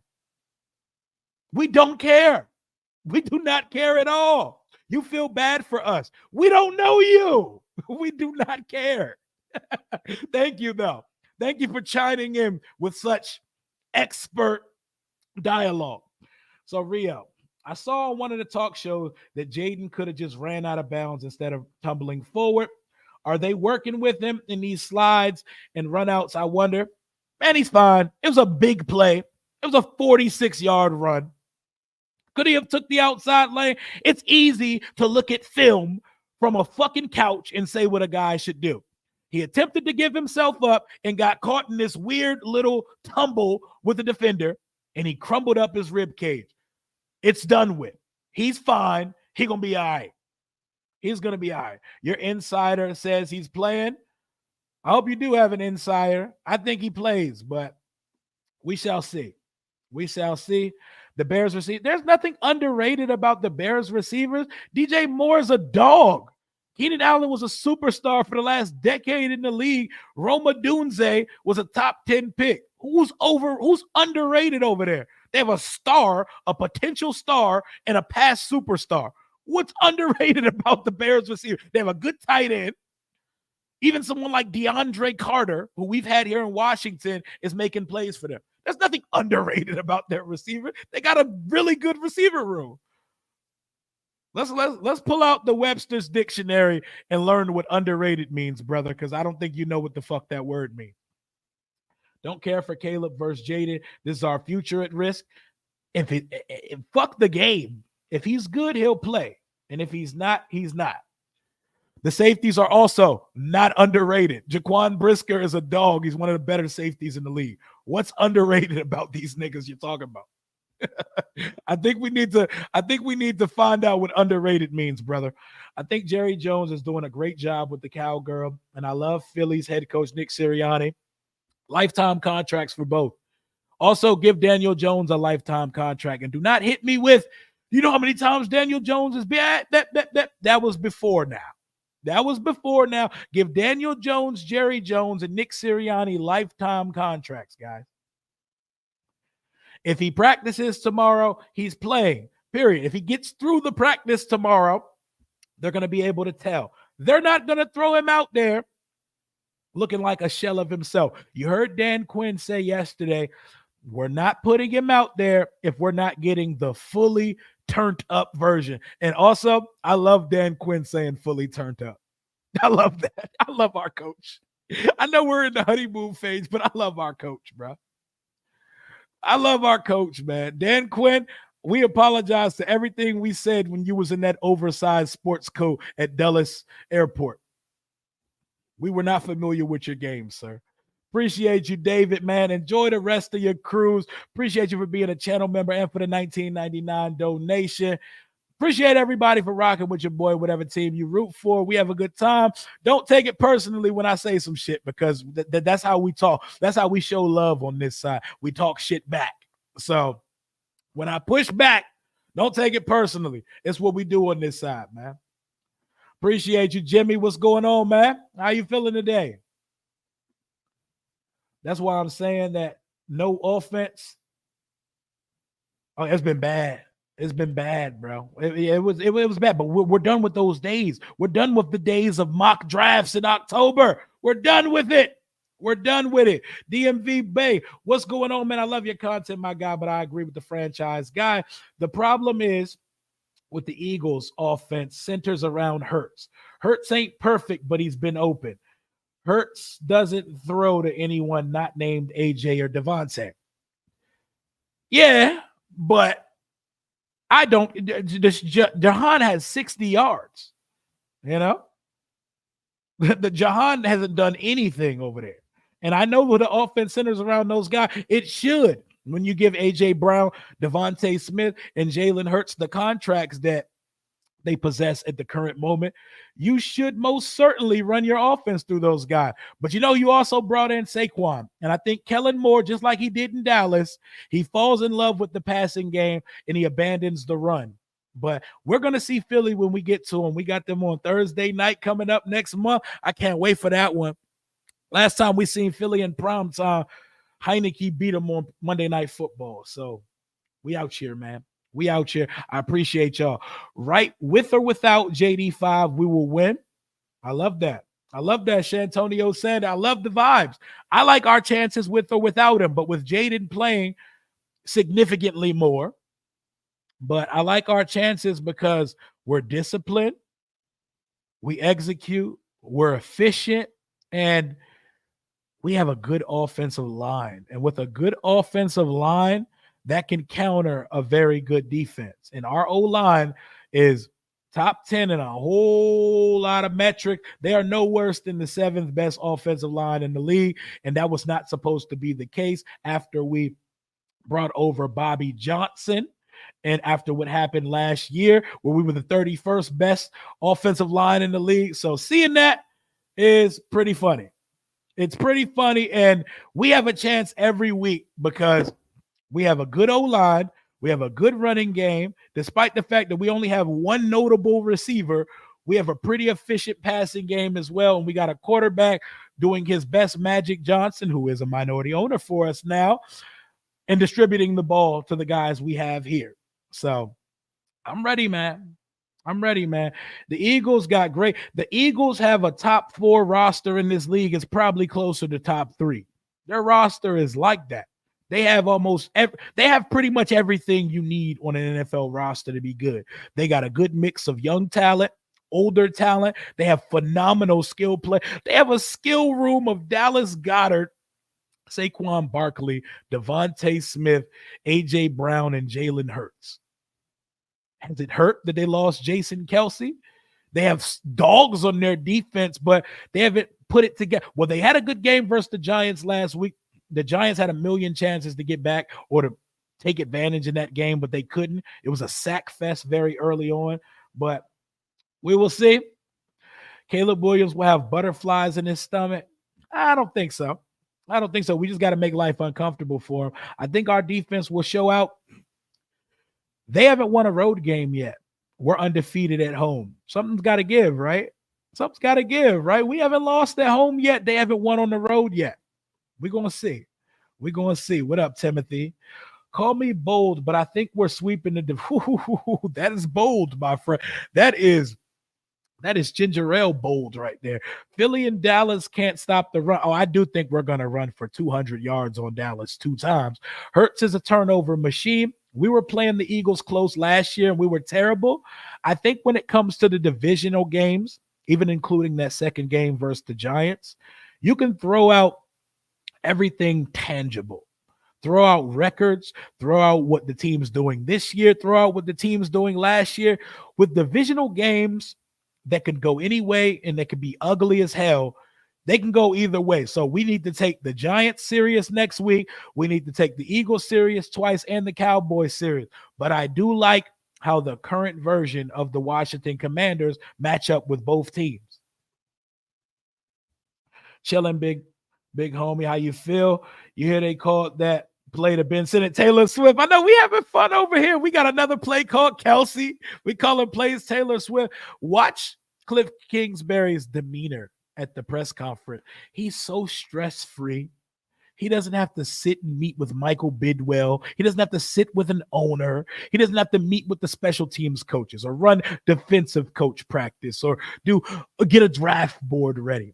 He gets to just bond with quarterbacks and call plays. That's why everybody who's shaking in their boots that he will take another college job or maybe even another head coaching job, I think Cliff Kingsbury likes calling plays. I think he likes drawing up offense. I don't think he wants to go back and sit in people's living room trying to recruit players and offer NIL deals to people. I don't think he wants to go back to head coaching. He's still got head coaching checks coming in until 2026 from Arizona. So everybody needs to pump their fucking brakes on Cliff leaving and enjoy him while he's here. Josh Harris is loaded. He can ultimately make Cliff Kingsbury the highest paid offensive coordinator in the league, and we can be done with all of these conversations because ultimately this is his bag. This is Cliff Kingsbury's bag. Calling offense and being a QB whisperer. This is what he does. This is his superpower. Some people are better being a substitute than a teacher. A teacher's aide than a teacher. Some people are better being a nurse than a doctor. You know? Everybody's not meant to run it. That's why maybe Ben Johnson is just an incredible play caller, and now he's just not meant to be a head coach. So let Cliff cook. Let him enjoy his job and let him keep making beautiful music with Jayden Daniels because Washington ain't never had an offense like they're going right now. That defensive end from Tennessee, I want Washington to give him all you got to go get him. I think a third rounder. Oh, we're talking about Harold Landry. Harold Landry's still young. He's still good. He has a lot of football left in him. That's a double-digit type guy. He averages, 8 sacks a season? So I wouldn't be mad at that at all. If Adam Peters says, wheels up, let's go get a guy, then let's go get the guy. If he says not, then let's not go. Why is everyone being so dramatic for Bruce? This fan base act like exactly like we gotta chill. And they haven't even confirmed that it was a bruise. They've put no distinction or detail to it. We just know a rib. We don't know what's going on with the rib. We don't know if it was just a little dingy. You got a little dingy from the flak jacket on the tumble. You know, you got a little dingy. You got a little boo-boo. Yeah, all right. It was very fast in the process where Mama Daniels, Miss Regina Jackson, came out and said, yeah, he's good, guys. He's good. So she know her son, but I mean, that's not the final word. I want to hear it from the team. But I can tell the way the guys are talking around this subject, they're playing into the competitive advantage of not tipping their hand, of telling everybody if the guy's playing or not. Jayden playing, or they would have, they would like, and honestly, they wouldn't be going through this charade if they already knew right now he wasn't playing. Structurally, he's good. This doesn't compare to anything else because he doesn't have he doesn't have anything on an X-ray that says anything happened other than dinged up the ribs, man. He got bruised baby back ribs. That's it. Cliff happy. Why mess with his own personal happiness for the prestige? Yo, Cliff Kingsbury likes to call offense. He likes to pull up to the campus at 4:30, watch offense, coach quarterbacks, and pull bad bitches. Because you know about Bachelor Cliff. Cliff he be having them on him. He be having them on him, bro. He gonna get him a one-way ticket in the offseason, have him a little IG baddie on the road with him, in the air with him. That's all he wants to do. We don't need to worry about that right now, man. When I was playing as a running back, I've had this injury 5 or 6 times. He usually takes somewhere between a few days and 2 weeks to heal. And the times I got it, I banged up my ribs a couple times when I was playing, and everybody's body heals differently. Like we've seen guys play with lacerated spleens, broken ribs, and all that. And I know there's the old days like, yeah, we used to cut our fingers off and we used to do like, if they feel like this kid should not be out there this week, they're going to rule him out. He won't be. This is not Washington of years past. The quarterback won't be making the decision about whether he plays or not this week. So Jayden can take his happy ass out there, ear to ear, smiling, dribbling his basketball and all, and say, I'm good to go this week. It's not going to matter if the coaches and the medical staff say, yeah, we're going to hold you out this one. So just know that's the difference between now and before. Bears fans going to be salty after Sunday. Fingers crossed that's the case. What's going on, Paul? I'm feeling lovely right now. A nice fall day. I got me a nice autumn stroll in this morning. Got me a late night video because I didn't sleep much last night, but I'm up and I feel great. I feel great. The month of October, my favorite month of the year other than December, because it's my birthday month. It's been going well for the most part. Some setbacks, but we keep going, man. We keep going. Cliff is definitely living the dream. He's still getting paid like a head coach to call plays in the DMV. He gets to leave when the day is over and do whatever the hell he wants to. He doesn't have to meet with owners. He doesn't have to sit on couches and recruit college players, Severed fingers. Yeah, it used to be crazy back in the day. It's not that now. The way that medical, sports science and all that, we don't need to do all of that now. We don't need to do. I'm not mad at Cliff at all. He living the dream, man. Be honest with me. No homerism. What have y'all done all season that inspires such arrogance? I mean, we just blow teams out, and my quarterback just breaks records and is freakishly accurate. Yours? Talk that talk, Tim. Talk that talk. I feel that shit. They're going to play it safe. They might play it safe. I just have a few concussions from helmet to helmet football. Hey, I know I got a couple signs of CTE. Back when I was playing Little League, they said you was seeing stars. They said, oh, you was getting you got your bell rung. Get back out there and go run more Oklahoma. Smear the queer. Duck, duck, goose. Bull in the ring. Drills that are banned in 2024. They'll throw your ass back out there. You're out here seeing colors like you're looking in a kaleidoscope. And they'll throw your little ass right back on. I'm so glad we have concussion protocol. There's concussion studies, and kids know what to look for now because they were throwing our little happy asses right back on the field. I like to say I like my players with early signs CTE because I probably got a little CTE in me. I talk a little crazy on this chat. I probably got a little CTE in my system. I had one diagnosed concussion, and I had amnesia for a weekend. I was 12 years old, and I got horse collared on a 58-yard run. I was a quarterback. On quarterback power, I took it 60 yards and got stopped at the 1-yard line. I got hawked, so it was my fault. I got hawked by the horse collar, head banged out, opened my eyes. It was hours later, and I asked the same questions for 2 days in a row. Diagnosed concussion. You know how many undiagnosed concussions I got as a kid? Far too many. I probably had 5 or 6 concussions in my life. I was probably on my way to being a young Jordan Reed or Tua. But back in the day, they didn't diagnose that shit. You got your head rung. Get back out there, boy. You just got your bell rung. You good. Get right back in the middle of that thing and go, run it one more time. Hockey players play with bruised ribs every game of the season, and that's a fact, Law. And that's a fact. Rolling with the Bajents this Sunday, 100 deep, rooting for your boys. But shout out to the Bajents. Tell them I said what's good. We ran into Tyler Bajent's dad and his family at the game at FedEx last year when it was still FedEx and not Northwest. Tyler Bajent's dad is cool as hell. I remember he was telling us how Tyler needs to be playing over Justin Fields. That was like, oh, I respect it. Respect it. Don't care about the Bears game. I care about the franchise quarterback. I care about the franchise quarterback as well. And I think the team's going to make whatever the best decision is. I don't even think they would bother practicing him if they didn't think. What's going on, Mies? Heard they were interested in Harold Landry.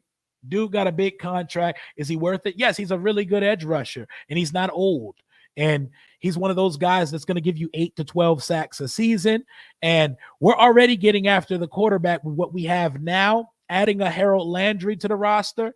I think Harold Landry is better than Zadarius Smith. So, yes, he's worth it. He's definitely worth it. But they're going to just tab us in any players that are on the market.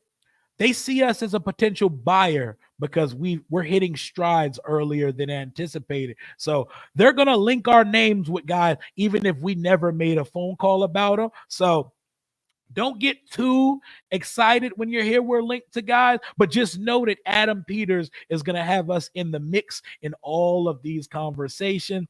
Score prediction: Bears 31, Redskins 17. Dang, two touchdown lead. That's interesting. I don't see your defense doing what nobody's done this year, which is keeping us under 20 points. I don't know if Chicago Bears fans are aware. Our low of the year is 20 points. We've scored 21 times. We average 31 points a game.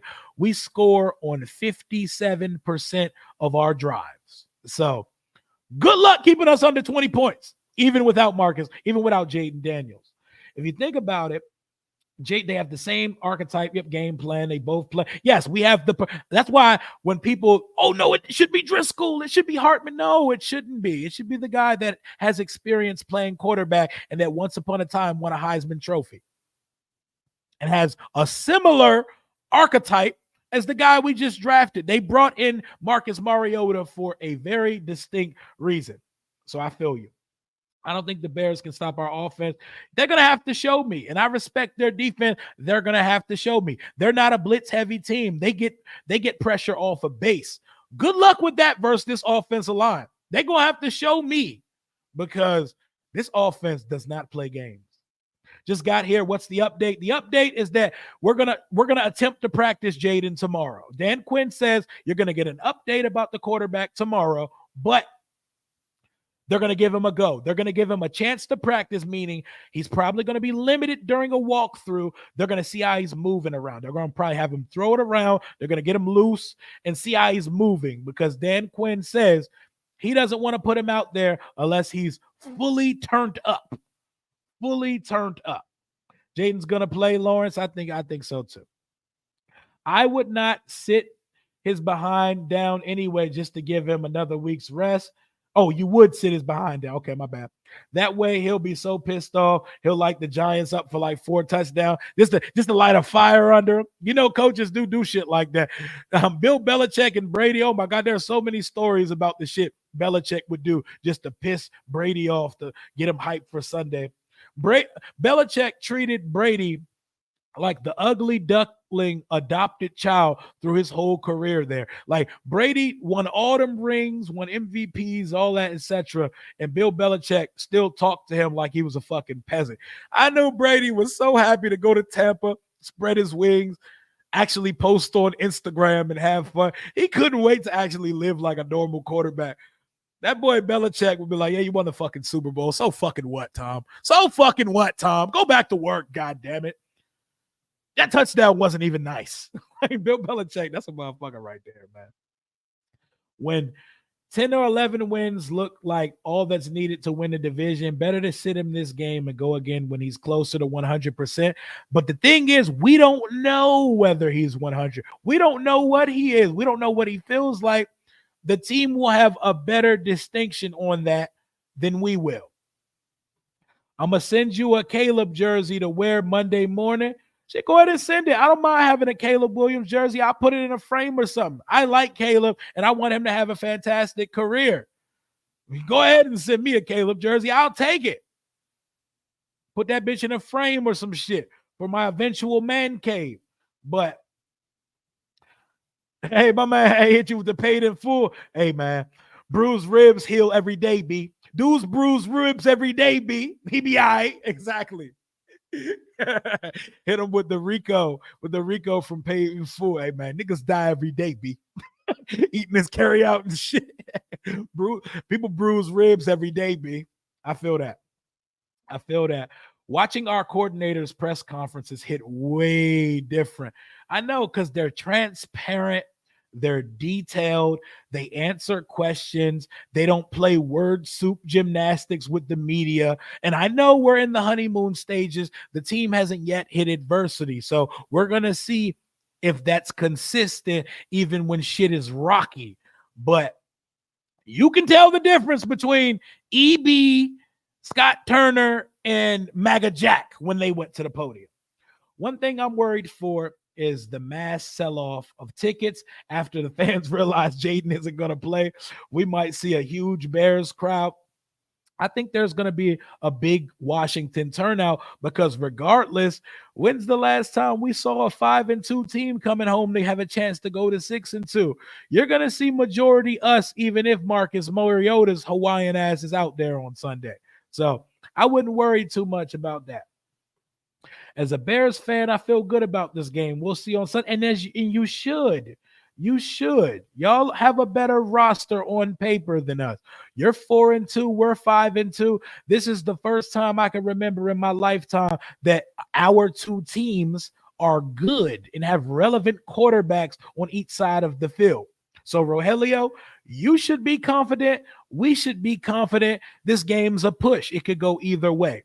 I don't see any team destroying the other in this game, though. But we should feel good about it. So should y'all. It should be a whole lot of feel-good kumbaya type shit going into this game Sunday. Y'all haven't beat anybody, but Jayden is. You spelled Jayden wrong, so I don't give a fuck what you're talking about, Devon. The nigga's name is spelled Jayden. Come on, man. Anywho, do you think CTE Hills actually played your middle school in 97? Fullback. And me hitting each other and fell. Oh my God. I don't know. I need more answers on CT. Oh, you played against Fred Lynn? You played against the great Fred Lynn Hornets? Bro, we used to get busy at Fred Lynn, bro. We used to get busy at Fred Lynn back in the day. Shout out to Coach Hoffman and Coach Harris up at Franklin Middle School, bro. We used to get busy. We used to get busy, man. Rio, like Louis T say, we playing with house money. We're not supposed to be here right now. That's why we feel good.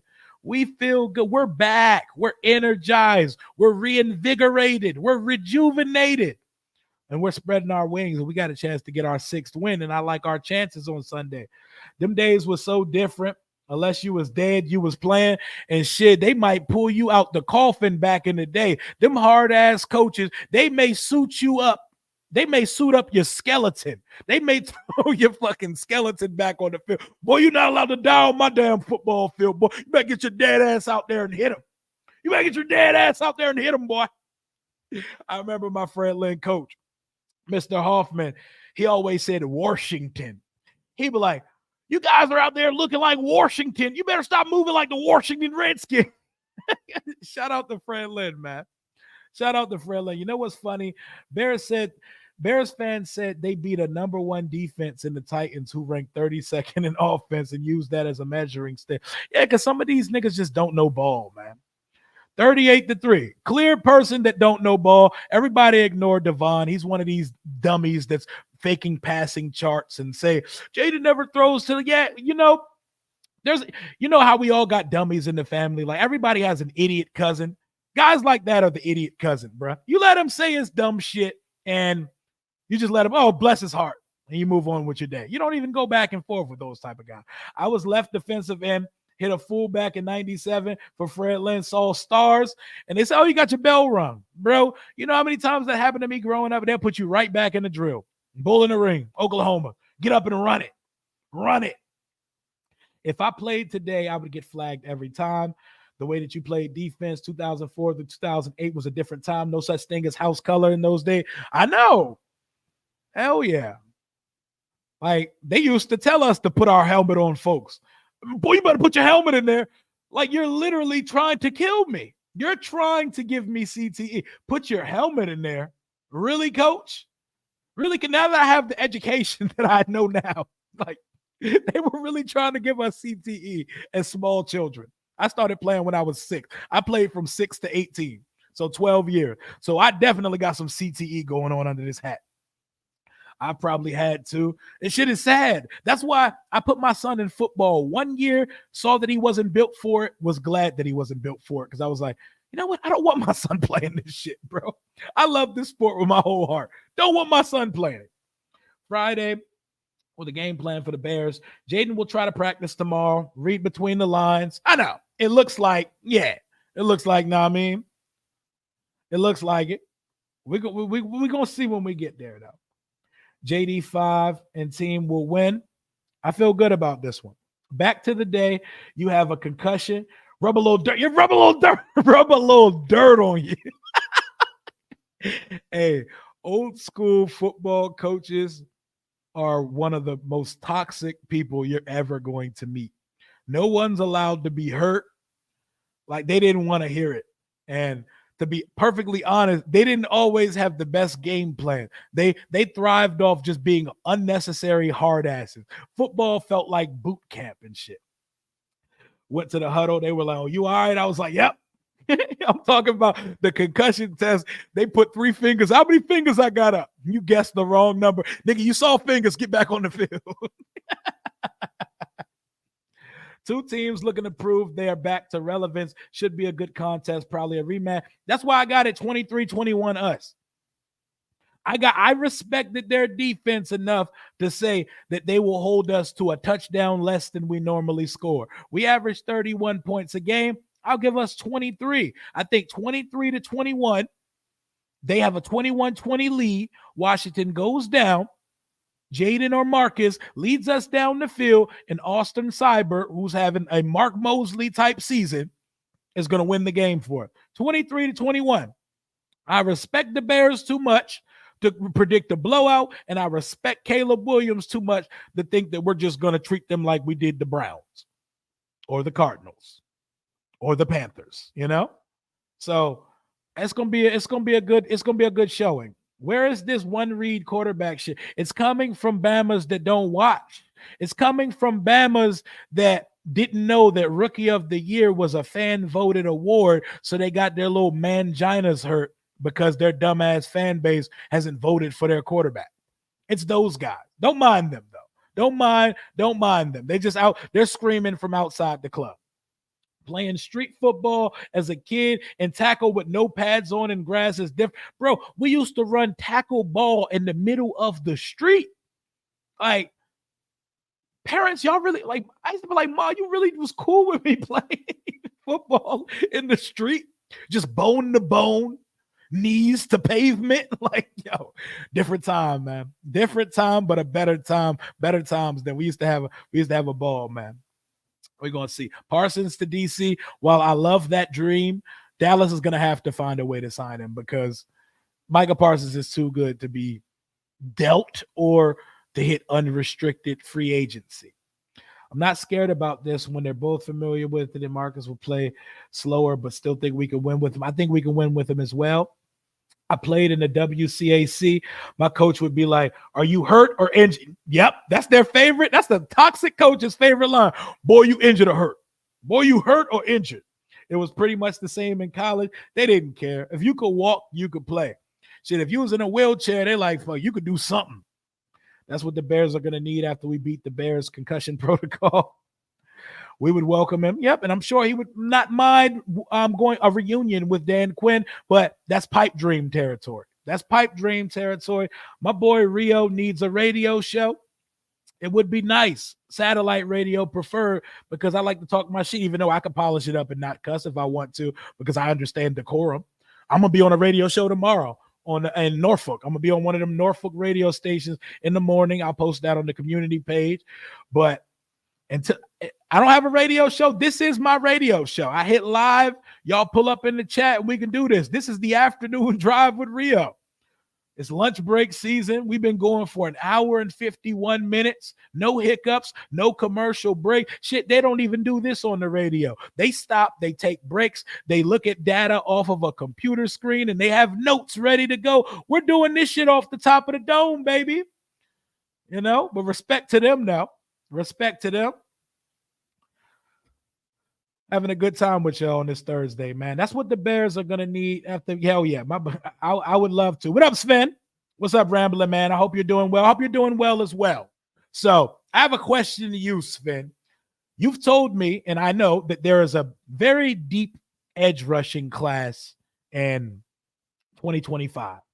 Washington could use another edge rusher, but we need a cornerback. We need a cornerback. I know Travis Hunter. I know Will Johnson, Benjamin Morris, and Ravel, the East Carolina kid. And let's say we win 10 or 11 games this year. Let's just look in the crystal ball. Washington makes the playoff. Washington's picking 25th in the NFL draft. Are we going to find a talent as good as Max Crosby at 24th or 25th in the draft? Or if we were to be aggressive enough to pull a trade for Max Crosby, would it make sense to sacrifice a first-round pick, or should Washington just try their luck at the draft? Hunter will play. I think Hunter is a wide receiver. I think that's not an NFL cornerback. I think you can experiment with it. I agree. Hunter is a wide receiver, not a corner. Totally agree. People be coming at me on Twitter when I say that shit. I think he should stop playing corner and they should put him full-time at receiver, but don't knock a thing. He's trying to win the Heisman. Do your thing now. Do your thing. Matt Max is so good. He's only 27. He still has so much elite football left in him. We need to lose a lot of games to get Travis Hunter. Travis Hunter is probably going to be the first or second pick of the draft. Will Bears fans destroy their Jayden after he beats them? Or will no, it will intensify. They're going to turn into Joe from the show You on Netflix. They're going to be Joe Goldberg. They're going to find even more ways to hate him. They're going to pull voodoo dolls out, and it's going to be uncomfortable. Like, Jayden may actually need a restraining order for some of these guys. Best football movie all time, The Program. The Program is so slept on. That's definitely top 2 for me. Love that movie. I'm going to do a deep dive and find you some corners, please, because Ravel, Morrison, Will Johnson, let me know after that. We're going to sign one in free agency, and we're going to need another one. A less talented defense also. This is true. Players in the tub don't make the club. Another toxic coach ism. Hell yeah, we getting gems in the draft. They ain't ever the issue. It's fitting them in the system. Yeah, and playing them to, like, we're not drafting guys anymore and making them do something different than what they did in college. Nah, get an edge rusher first, then a cornerback. I think it depends how the board looks. You can't predetermine how it's going to look. Washington is picking 32nd overall in the draft. Say it with your chest. Lamont, fingers crossed. I can't even stomach saying that, but it sounds so good. It sounds beautiful. Y'all don't even want to see the vibes on here if that was to be the case. Oh, I'm gonna go and listen to the NFC East roundtable later tonight at 6:15 with Rio and the rest of the NFC East guys. Yep, Roundtable Sports NFC East roundtable. Me, Kid Blue, Eagle Owl, and Jay Tuck repping Dallas. We're going at 6:15. We're going to be talking about last week's game, and we're going to be previewing this weekend's games. And you already know I'm predicting a dub for us, and I'll probably predict an L for the rest of the division because Dallas is playing San Francisco. L. I think Cincy beats the Eagles.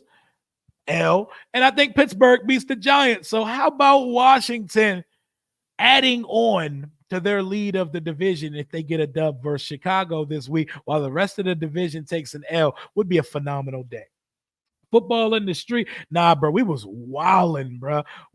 I've played tackle in the streets with people before, like in the streets of a suburban neighborhood. Crazy, man. Crazy. It was a different time. We was outside. We weren't just trapped on cell phones and computers back then. We just got into mischief back in the day. We definitely need a corner really, really bad. The corner for Arizona, can't sleep on him. What's his name? I can CD because ZCB. What does that say? Bro? I have no idea. When's the last time a cornerback went top 3 in the draft? Where did Patrick Peterson go in the draft? Denzel Ward went top, 4? I don't think he was 3. I think he was 4. That's a good question. I want to say like Patrick Peterson and Denzel Ward, but I don't think either of them went top 3. Yeah, he's injured, and so is Benjamin Morrison. He hurt his hip, but they're still going to have very high.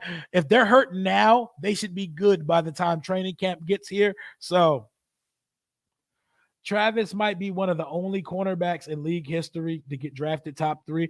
And I think he can go there because he's a receiver. He's a better receiver than he is a corner. Playing hot ball was lit as a kid. Man, as a kid, we used to wild out back in the day. What happened to the Eagles rep with the eyebrows? Are we talking about Gary Sheffield Jr. or are we talking about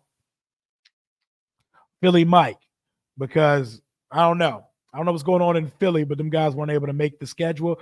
Yeah, I'm familiar with Tim Sports Talk. Shout out to him. He has a great announcer's voice, and he can break down film with the best of them. Sure are. I'm familiar with all the Commanders content creators. I know all of them, and I've collabed with most of them for sure. If the Bengals beat the Eagles, Commanders are sweeping them. The Bengals are going to beat them because the Bengals now see where their schedule is about to go, that they get the 4 wins this weekend. They are on and cracking in the AFC. And I think they're going to make the playoff. And the more the season goes on, people are going to see that Bengals win was an impressive win by Washington. Back in the mid to late 90s, a punishment for me was not being able. Yeah, for sure. My mom would do shit like take the front rail off my bicycle. Not take my game system, but like take the controller and the cords, until I tried to remix punishment one time and I borrowed the cords from my cousins and we was on that joint. She came home like, boy, I know you ain't playing that PlayStation, boy. On this day, D Hall had 4 picks versus the Bear. Abel, was that really today? Way back when, was that today? Shout out to that game. Classic cornerback game. Possibly the best cornerback game I'd ever seen anyone play here. 4 picks, and he took 1 to the crib on a one-hander from Jay Cutler. Rio made for radio. Give him a deal already. Hey, man, that would be fire. I would definitely be able to rock it out. I would definitely be able to rock it out. Shout out to the anniversary of D Hall with the 4 picks. I'm sorry, D Hall, that we had to do your Panthers like that Sunday. D'Angelo Hall is an assistant coach for the Carolina Panthers. I'm sorry we had to send y'all packing, but business is business. It's not personal, old friend. But yeah, man, that was a fun time. But I can think of a lot of Bears versus Commanders games. Bears versus Redskins football team, all that. I remember when Kirk went up to Chicago and we whooped them boys' ass one year. This is the first time these two teams have squared off, and both of us are nice. Both of us are nice and have a quarterback. So everybody should be excited about this one. So they should talk their shit. We should talk our shit. We should both feel like we have a good chance in this one. And let's get it on Sunday, whether he plays or not. Sean Springs was the last cornerback taken in the top 3, and that was in 2003. Damn, for real? Damn. So 21 years since the corners went top 3. Thank you for this tidbit, because I was definitely looking for that. The Ravens would blow out the Bears. Meanwhile, the Ravens were scared versus the Commanders' defense as they spiked it to run the clock so Lamar didn't throw a pick. But I don't know. Bears have a defense, so they might give them some go. We always had great corners. What the fuck do we have now? It's year 1, baby. It's year 1, and we 5-2. Imagine what we could be when we actually get corners on the roster. I'm glass half full, Rio, right now. I'm not glass half empty. The pessimism is starting to dissipate. So imagine what we could be when we have corners, when we have a complete receiver room, all that shit. It could be different over here, man. But we definitely have some great corners over the years. Rio with Lake Lewis is one of my favorite collabs. On God, me and Lake could have a radio show on 106 or 980, and we would keep people tuning in every week. We would get busy on that channel. Lake and Rio, the Lake and Rio show, that'd be fire. You know? I would love that. If the Commanders quarterback is thin as paper, he won't last long in the NFL. Caleb is way more built to last. Go Bears. Still ain't saying shit. We move on. Remember we drafted Carlos? Of course we did. We drafted the wrong Rodgers, and then Rodgers went a pick before we took Jason Campbell. The Bears will finish the season 6-11, beating only the Pats and the Cards. Moving forward, they do got a lot of divisional gauntlet to run, and that division is smoking. So, Kuda went top 3, right? Kuda was number 3 to the Lions, right? Or was it number 4? I swore Kuda was a top 3 too. We might have to go back and we might have to further investigate. We need to trade up from that defensive end from Tennessee before Sunday. That ain't going to happen. They already entrenched into the game week. They're not going to trade for him on a Friday and say play Sunday. You know, we have until November 5th. Nobody's rushing to get a deal done. There's still 10 days before the trade deadline. There's no deadline other than the actual deadline. Has a rookie ever won the Super Bowl, a rookie quarterback? I don't believe so, at least in the modern era where TV had color. 87 NFC championship game is the best game on both sides, and that was 4 years pre-me. 4 years pre my existence. So congratulations to anybody who saw that. I say the Bears are a playoff contender. The Bears are a playoff contender right now, guys. They have a chance to make the playoffs this year. Let's not do them like that. They can definitely. They're in job-saving mode. Eberflus and Poles are GMing and coaching for their job. So they kind of have to win 9 or 10 games and make the playoffs this year. Peters is going to build through the draft and free agency. He will address the defensive secondary 1,000%. Adam Peters is watching the same. Yes, he's watching the same games we are, and he has much more knowledge, and he understands the business of the league. He has been a part of building multiple Super Bowl caliber teams. He was there in the early days of the Patriots dynasty as an exec. He was there during the Denver Broncos, the Peyton Manning years of the Denver Broncos, and he helped as one of the main football guys. He was more football guy than John Lynch was in San Francisco. He helped put together an annual contender. If the Niners didn't have to run into the Chiefs both times, they would have 2 Super Bowls more than what they already have in the 2020s. But They're running into that boy, number 15 from Kansas City. You know that boy's built different over there, man. That guy over there is different. Receivers or no receivers, he gets it done. Sean Springs was drafted 3rd overall, and Sean Taylor was 5th overall. Well, Sean was a safety. I guess we're talking about DBs. Ditka versus Joe Gibbs, 1987. Legends. Who said two legends cannot coexist? Lake and Rio, book it, love it. Go pitch this to 1067. Tell them to find a spot for it, because I think there's some talent on them airwaves, or lack thereof, that we would definitely get out of there. Forbes might start playing like his dear value. Doc Walker said all he needs to do is get his confidence back. I mean, that sounds good, but we got to see it. It would be nice. It would be nice if Noah Igbenogany and Emmanuel Forbes turn out to be much better than we all anticipated. That would be fire for all of us. It would be good for all of us. I'm getting ready to wrap this one up. I believe I'm going on Josh Taylor's channel today. He needs to let me know what time. I think at about 4 or 4:30. So we're about to wrap this one up. I appreciate every single person that pulled up and rocked with your boy for over 2 hours randomly on a Thursday afternoon. Derek Stingley went third. Derek Stingley and Sauce Gardner. So that Sean Springs thing, I think that was a little bit wrong in the light. Derek Stingley went number 3. Absolute fucking dog, by the way. Okuda did turn out to be a very injury-prone bum. I wouldn't mind seeing somewhere on the squad. I'm cool. I don't want Mr. Me, Mr. Egotistical anywhere near my coaching staff or my quarterback. I'm cool on that. Let him do his little podcast with his wife. I'm good. Salute to y'all. Thank you for rocking with your boy. Smash that like button on the way out. Helps push this content out to a larger audience. Thanks for rocking with your boy for over 2 hours on a Thursday. I may or may not do a watch party for the Vikings-Rams game. I will let y'all know in the next couple hours. Hail to the Washington Commanders. I got 23-21. We're going to find out more about Jayden Daniels tomorrow. And when we do so, I will be doing it. And yes, I will put Josh's show in the community post on my page and on my social media. Thank you for rocking with your boy. If anything else comes out, we'll do this again. Hail to the Washington Commanders. Have a beautiful Thursday, y'all. Talk soon.